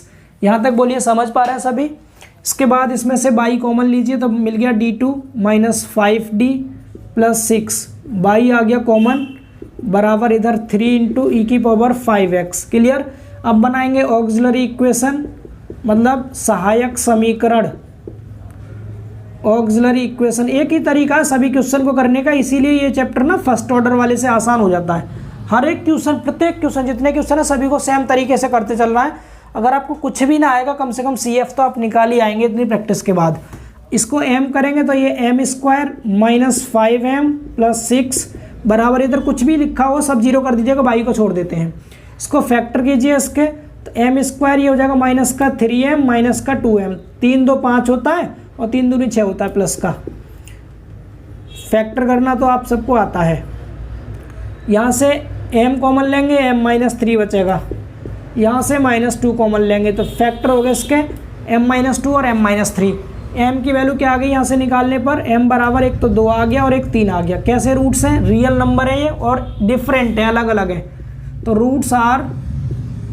Roots are real and different, real and different, roots are real and different. तो इस केस में CF का फॉर्मूला क्या होता है? CF बराबर C1 ई की पावर m1x प्लस C2 ई की पावर m2x। तो यहाँ से लिख दीजिए CF बराबर C1 ई की पावर m1 कितना 2 है 2x प्लस C2 ई की पावर 3x। ये CF आ गया निकल के, ठीक? CF तक क्लियर सभी को? अब PI समझ लीजिए। PI कैसे निकालेंगे लिख लेते हैं यहाँ पर। PI मतलब particular integration, particular integration, in short इसको PI बोलते हैं, PI, ठीक? देखिए PI निकालने के लिए आप सबको क्या बताया था? ऑक्सिलरी इक्वेशन से ऊपर देखिए, इसको इधर ले आते हैं तो यहाँ से बेटा PI बराबर क्या हो जाएगा? 1 अपॉन में आएगा नीचे, 1 अपॉन d² -5d प्लस 6 और इधर कितना है 3 इंटू ई की पावर 5x। ये 3 तो कांस्टेंट है, इधर लिख दो इसको, और d की जगह पर 5 लिखेंगे क्योंकि किस टाइप का क्वेश्चन है बेटा? ये लिख भी सकते हैं आप लोग, क्या यह है 1 अपॉन FD इंटू ई की पावर AX के रूप का डिफरेंशियल इक्वेशन है। This is the form of 1 upon FD ई की पावर AX डिफरेंशियल इक्वेशन। तो यहाँ से PI बराबर निकालने का तरीका क्या है? D बराबर रखते हैं हम इस वैल्यू को, क्या है यहाँ 5 है तो 5 रखेंगे D की जगह पर। D बराबर 5 रखने पर रख करके ये देख लीजिए जीरो तो नहीं आ रहा कहीं, यहाँ 5 रखेंगे, 5 का स्क्वायर 25 माइनस 25 कट गया 6 आएगा, मतलब जीरो नहीं आ रहा, तो लिख देंगे सीधे सीधे पी आई निकल जाएगा। जब जीरो आएगा तभी लिख के दिखाएंगे डिफरेंशियल वाली कंडीशन, बाकी डायरेक्ट बराबर कर दीजिएगा। ये 3 है, 3 को इधर लिख दे रहा हूँ मैं, 3 ई की पावर 5x ऊपर लिख दिया, और अपॉन में क्या आएगा, यहाँ रखिए 5, तो 5 का स्क्वायर माइनस 5 गुणा डी की जगह 5 प्लस 6। यहाँ तक बोलिए क्लियर है सभी को। तो यहाँ से पी आई बराबर क्या मिल गया, पी आई बराबर ये है 3 इंटू में ई की पावर 5x, 5 का स्क्वायर 25 माइनस ये भी 5 पंजे 25 और प्लस में 6, 25 से 25 कैंसिल हो गया, 3 से 6 काट दीजिए, 2 बार कटेगा, तो ये 2 आ गया नीचे। डेट मीन्स यहाँ से जो हमें पी आई मिल गया वो क्या मिल गया, पी आई बराबर ई की पावर 5x अपॉन में 2, इतना आया सिर्फ पी आई। सॉल्यूशन क्या होता है बेटा, सॉल्यूशन बाई बराबर C F plus P I, y बराबर C F plus P I. तो यहाँ से आंसर आ जाएगा बाई बराबर सी एफ की वैल्यू ये लिखी है C1 ई की पावर 2x प्लस C2 ई की power 3x plus P I की वैल्यू ये है ई की पावर 5x अपॉन 2। ये हो गया आंसर। सभी को समझ आया, ठीक है। इसी तरह के 2-3 क्वेश्चन और प्रैक्टिस करते हैं अच्छे से। आप कोशिश करिएगा जैसे ही मैं क्वेश्चन लिख दूं उससे भी पहले आप वीडियो को रोक के सॉल्व करने की कोशिश करें, ठीक है।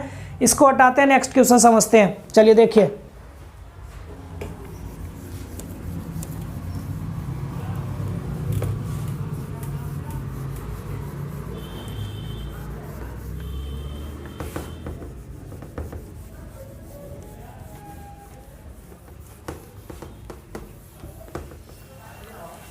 क्वेश्चन अगला क्वेश्चन है हमारा यहाँ पर, नेक्स्ट क्वेश्चन। अच्छा, डी की फॉर्म में ऑलरेडी लिखा हुआ है ये पहले से, ये डायरेक्ट डी की फॉर्म में लिख करके दिया है तो और अच्छी बात है। क्वेश्चन नंबर आप डाल लीजिएगा जो भी नंबर हो, D2 + 60 + 9, D2 + 6D + 9, बाहर 22 है, बराबर में दे रखा है 5 × ई की पावर 3x, 5 × ई की पावर 3x। इसको हल कीजिए, हल करें। अब हो जाइए स्टार्ट, कोशिश करिए मुझसे भी पहले आप लोग करने की। इसको यहाँ तो डायरेक्ट ही दे रखा है इसी फॉर्म में, तो सीधे हम ऑक्सिलरी इक्वेशन बनाएंगे। यहाँ से ऑक्सिलरी इक्वेशन, ऑक्सिलरी इक्वेशन मतलब सहायक समीकरण। ऑक्सिलरी इक्वेशन में क्या करते हैं, इसको m कर देते हैं, तो ये m² प्लस 6m प्लस 9 बराबर 0। इसको फैक्टर कीजिए, ये 9 है, 3 × 9 होता है, 3 + 3 6 होता है, m² plus 3m plus 3m। ये तो बिल्कुल आसान क्वेश्चन है, इसमें तो कुछ है ही नहीं। m + 3 और प्लस में 3, रूट्स आपके सेम आ रहे हैं, ये -3 और ये भी -3, तो roots are equal, roots are real and equal, real भी हैं और इक्वल भी हैं। इधर लिख लेते हैं, roots are real and equal, real and equal. बेटा जिस केस में रूट्स रियल हों और इक्वल हों तो उस केस में CF का फॉर्मूला क्या लगाते हैं, CF बराबर C1 प्लस में C2x, ब्रैकेट के बाहर क्या लिखते हैं, e की पावर mx। ठीक है, ये चीज़ थोड़ा सा याद करना है आपको, ये आपको बार बार बता रहे हैं हम। इसको वैल्यूज पुट कीजिए, सिर्फ m की वैल्यू रखनी है, -3 है दोनों जगह, तो -3 रख दीजिए। तो CF बराबर जो आ गया, ये ब्रैकेट तो पूरा सेम रहेगा, C1 प्लस C2x और e की पावर -3x, ये आ गया CF। CF तक कोई दिक्कत नहीं। अब PI देखिए, PI मैं डायरेक्ट PI लिख रहा हूँ इस बार। इसको इस साइड लाएंगे तो क्या हो जाएगा, ये 5 है यहाँ पर, और e की पावर पहले लिख लीजिए 1/1 इस फंक्शन को लाएंगे, हो जाएगा D² plus 6D plus 9 into में इधर 5 e की पावर 3x। ये किस तरह का है पहले लिख दीजिए, किस रूप का ये है, 1/FD इंटू ई की पावर ax के रूप। अब इतनी बार मैंने करा दिया, आपको रट गया होगा। रूप का डिफरेंशियल इक्वेशन है, इसके रूप का डिफरेंशियल इक्वेशन है, तो इसे सॉल्व कर लीजिए। तो यहाँ से आ गया पी आई बराबर, नहीं पहले डी बराबर पुट करेंगे बेटा। डी बराबर कितना रखना है हमें, यहाँ एक्स के आगे जो लिखा होता 3 है तो डी की जगह 3 रखना है। 3 रखने पर क्या ये 0 बनेगा, कभी नहीं बन सकता 0, क्योंकि प्लस के हैं सभी नंबर्स। तो यहाँ तो ऊपर तो है ये 5 है और ई की पावर 3x है, यहाँ रखेंगे 3 तो ये हो गया 3 का स्क्वायर प्लस 6, डी की जगह 3 प्लस 9। तो यहाँ से कितना आ गया पी आई बराबर ऊपर 5 है, ई की पावर 3x, और नीचे देखिए 3 का स्क्वायर 9 हो गया प्लस 36 18 हो गया प्लस 9 9 9 18 18 दूनी 36 हो गया बेटा, 36 यानी कितना आ गया 5 इंटू ई की पावर 3x अपॉन में 36। ये पी आई आ गया निकल के, ये क्या आ गया पी आई। सी एफ ये है, पी आई ये है। सॉल्यूशन निकालने के लिए दोनों को जोड़ दीजिए। सॉल्यूशन क्या बताया था, बाई बराबर C F plus P i. C f की वैल्यू है C1 प्लस C2x, ब्रैकेट के बाहर e की power -3x, plus P I कितना है 5 e की पावर 3x अपॉन 36। ये हो गया इसका आंसर, ये क्या हो गया आंसर। ठीक है, मुझे लगता है ये भी सभी को क्लियर होगा। इसको रफ करते हैं और नेक्स्ट क्वेश्चन समझते हैं।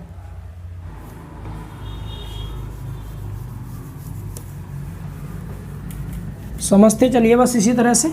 एक क्वेश्चन और कर लेते हैं, ठीक है, आज लास्ट क्वेश्चन है ये, इसके बाद क्लास को क्लोज कर लेंगे, फिर नेक्स्ट पार्ट इसका कल करा देंगे। ठीक है, हालांकि बचा हुआ हमारा सिर्फ यही एक चैप्टर था, बाकी तो हमने सारे चैप्टर कवर कर रखे हैं, प्लेलिस्ट बनी हुई है चैनल पर, अब देख लीजिएगा। मैराथन लेक्चर की नीड है अभी आपको मैट्रिक्स की, तो वो करा देंगे। ठीक है, बाकी चैप्टर के हिसाब से करा रखे हैं ऑलरेडी आपको मैथ के सारे टॉपिक। क्वेश्चन देखिए, क्वेश्चन क्या है 5.2 का question number 5, d2y upon dx2 d2y upon dx2 minus में 8 dy अपॉन dx प्लस में 16y बराबर e की पावर 4x को हल करें। ये आपको हल करना है, बोलिए कर सकते हैं इसको, बोलिए यस सर। पहले डी की फॉर्म में लिखेंगे, कैपिटल डी की फॉर्म में।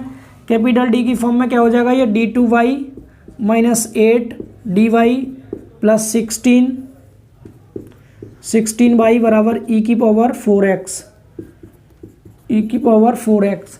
इसके बाद बाई को कॉमन लेंगे इसमें से, तो हो जाएगा d2 minus 8d plus 16, by ले लिया कॉमन बराबर e की पावर 4x। इसके बाद ऑक्सिलरी इक्वेशन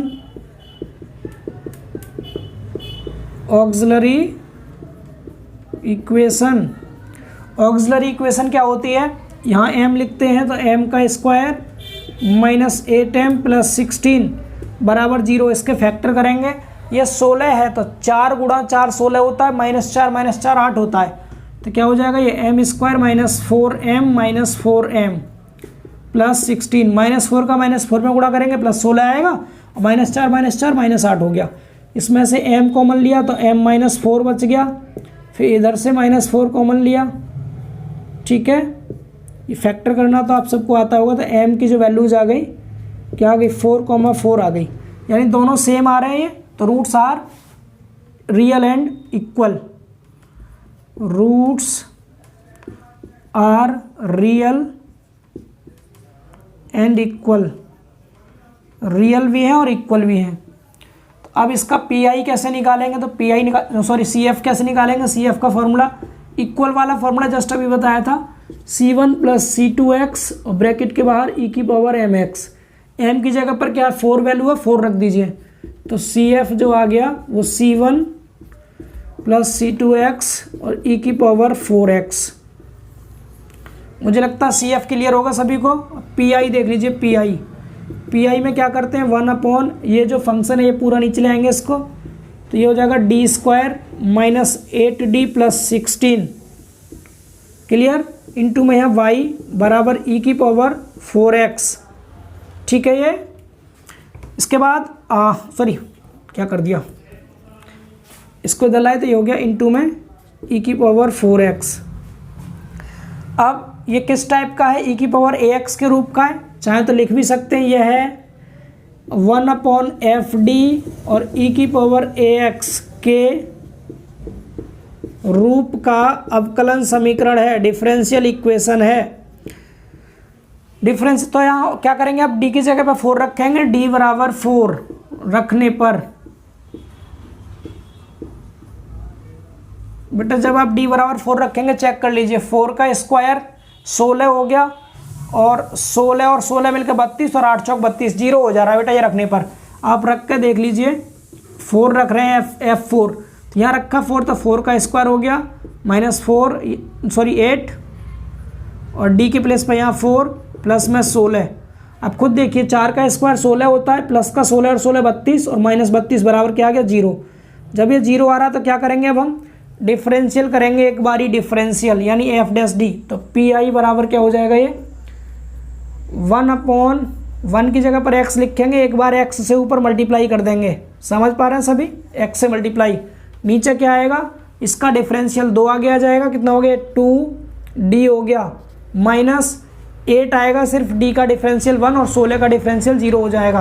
और यहाँ क्या है e की पावर 4x, फिर से रखिए, फिर से यहाँ रखेंगे आप d की जगह पे 4 रखेंगे तो लिखिए यहाँ पर अगेन मतलब बेटा पुनः d बराबर 4 रखने पर, पुनः d बराबर 4 रखने पर आपको क्या मिल रहा है, जो f' ये डैश वाली वैल्यू है ना, डैश मतलब डिफरेंशियल वाली वैल्यू, यहाँ 4 रख रहे हैं हम, ये 2 यहाँ रखा 4 -8 4 दूनी 8 -8 बेटा ये भी 0 आ गया।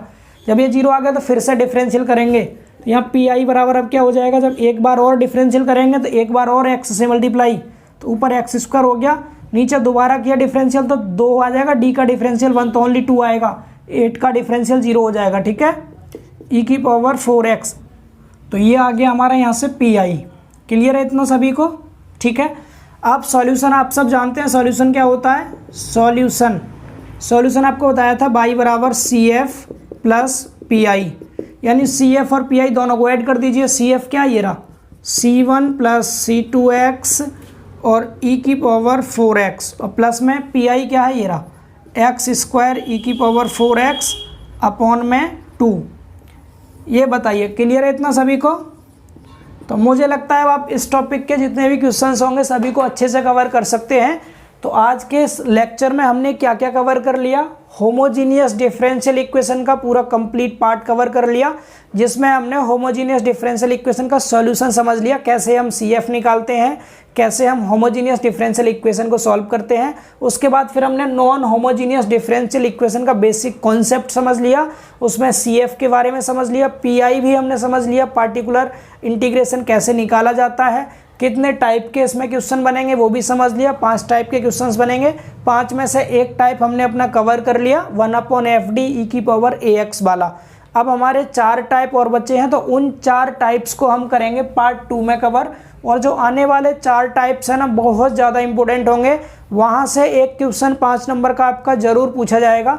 एक क्वेश्चन तो आज के इस लेक्चर में से आ जाएगा आपका 5 नंबर का, एक क्वेश्चन आपका अगले जो 4 इसके टाइप बचे हुए हैं उन 4 टाइप में से पूछ लिया जाता है। तो मिलेंगे हम बहुत जल्द अगले लेक्चर में, जिसमें हम पढ़ेंगे हायर ऑर्डर डिफरेंशियल इक्वेशंस का पार्ट 2, ठीक है। अब इसके बाद आपको वीडियो में कमेंट्स करके एक चीज़ और बतानी है, जैसे कि हम इस चैप्टर को जैसे ही कवर कर लेंगे अगले पार्ट में, उसके बाद हमारे मैथ के सभी चैप्टर्स कवर हो जाएंगे डिटेल में, ठीक है, जिनमें से हमने 7 और 8 यानी 7-8 लेक्चर मैराथन के कर लिए, जिनमें हमने इंपॉर्टेंट चैप्टर्स कवर किए सिंगल लेक्चर में। इसके अलावा जो स्टार्टिंग के हमारे शुरू के 5-6 चैप्टर्स थे, जिनमें मैट्रिक्स भी था, पार्शियल डिफरेंशियल था, जैकोबियन था, ग्रेडियंट डाइवर्जेंट कर्ल था, तो ये हमारे पार्ट वाइज थे। तो क्या आपको मैट्रिक्स और जैकोबियंस पर भी लास्ट मोमेंट बैच की तरह से मैराथन लेक्चर्स चाहिए? अगर चाहिए तो आप कमेंट सेक्शन में ज़रूर लिखें।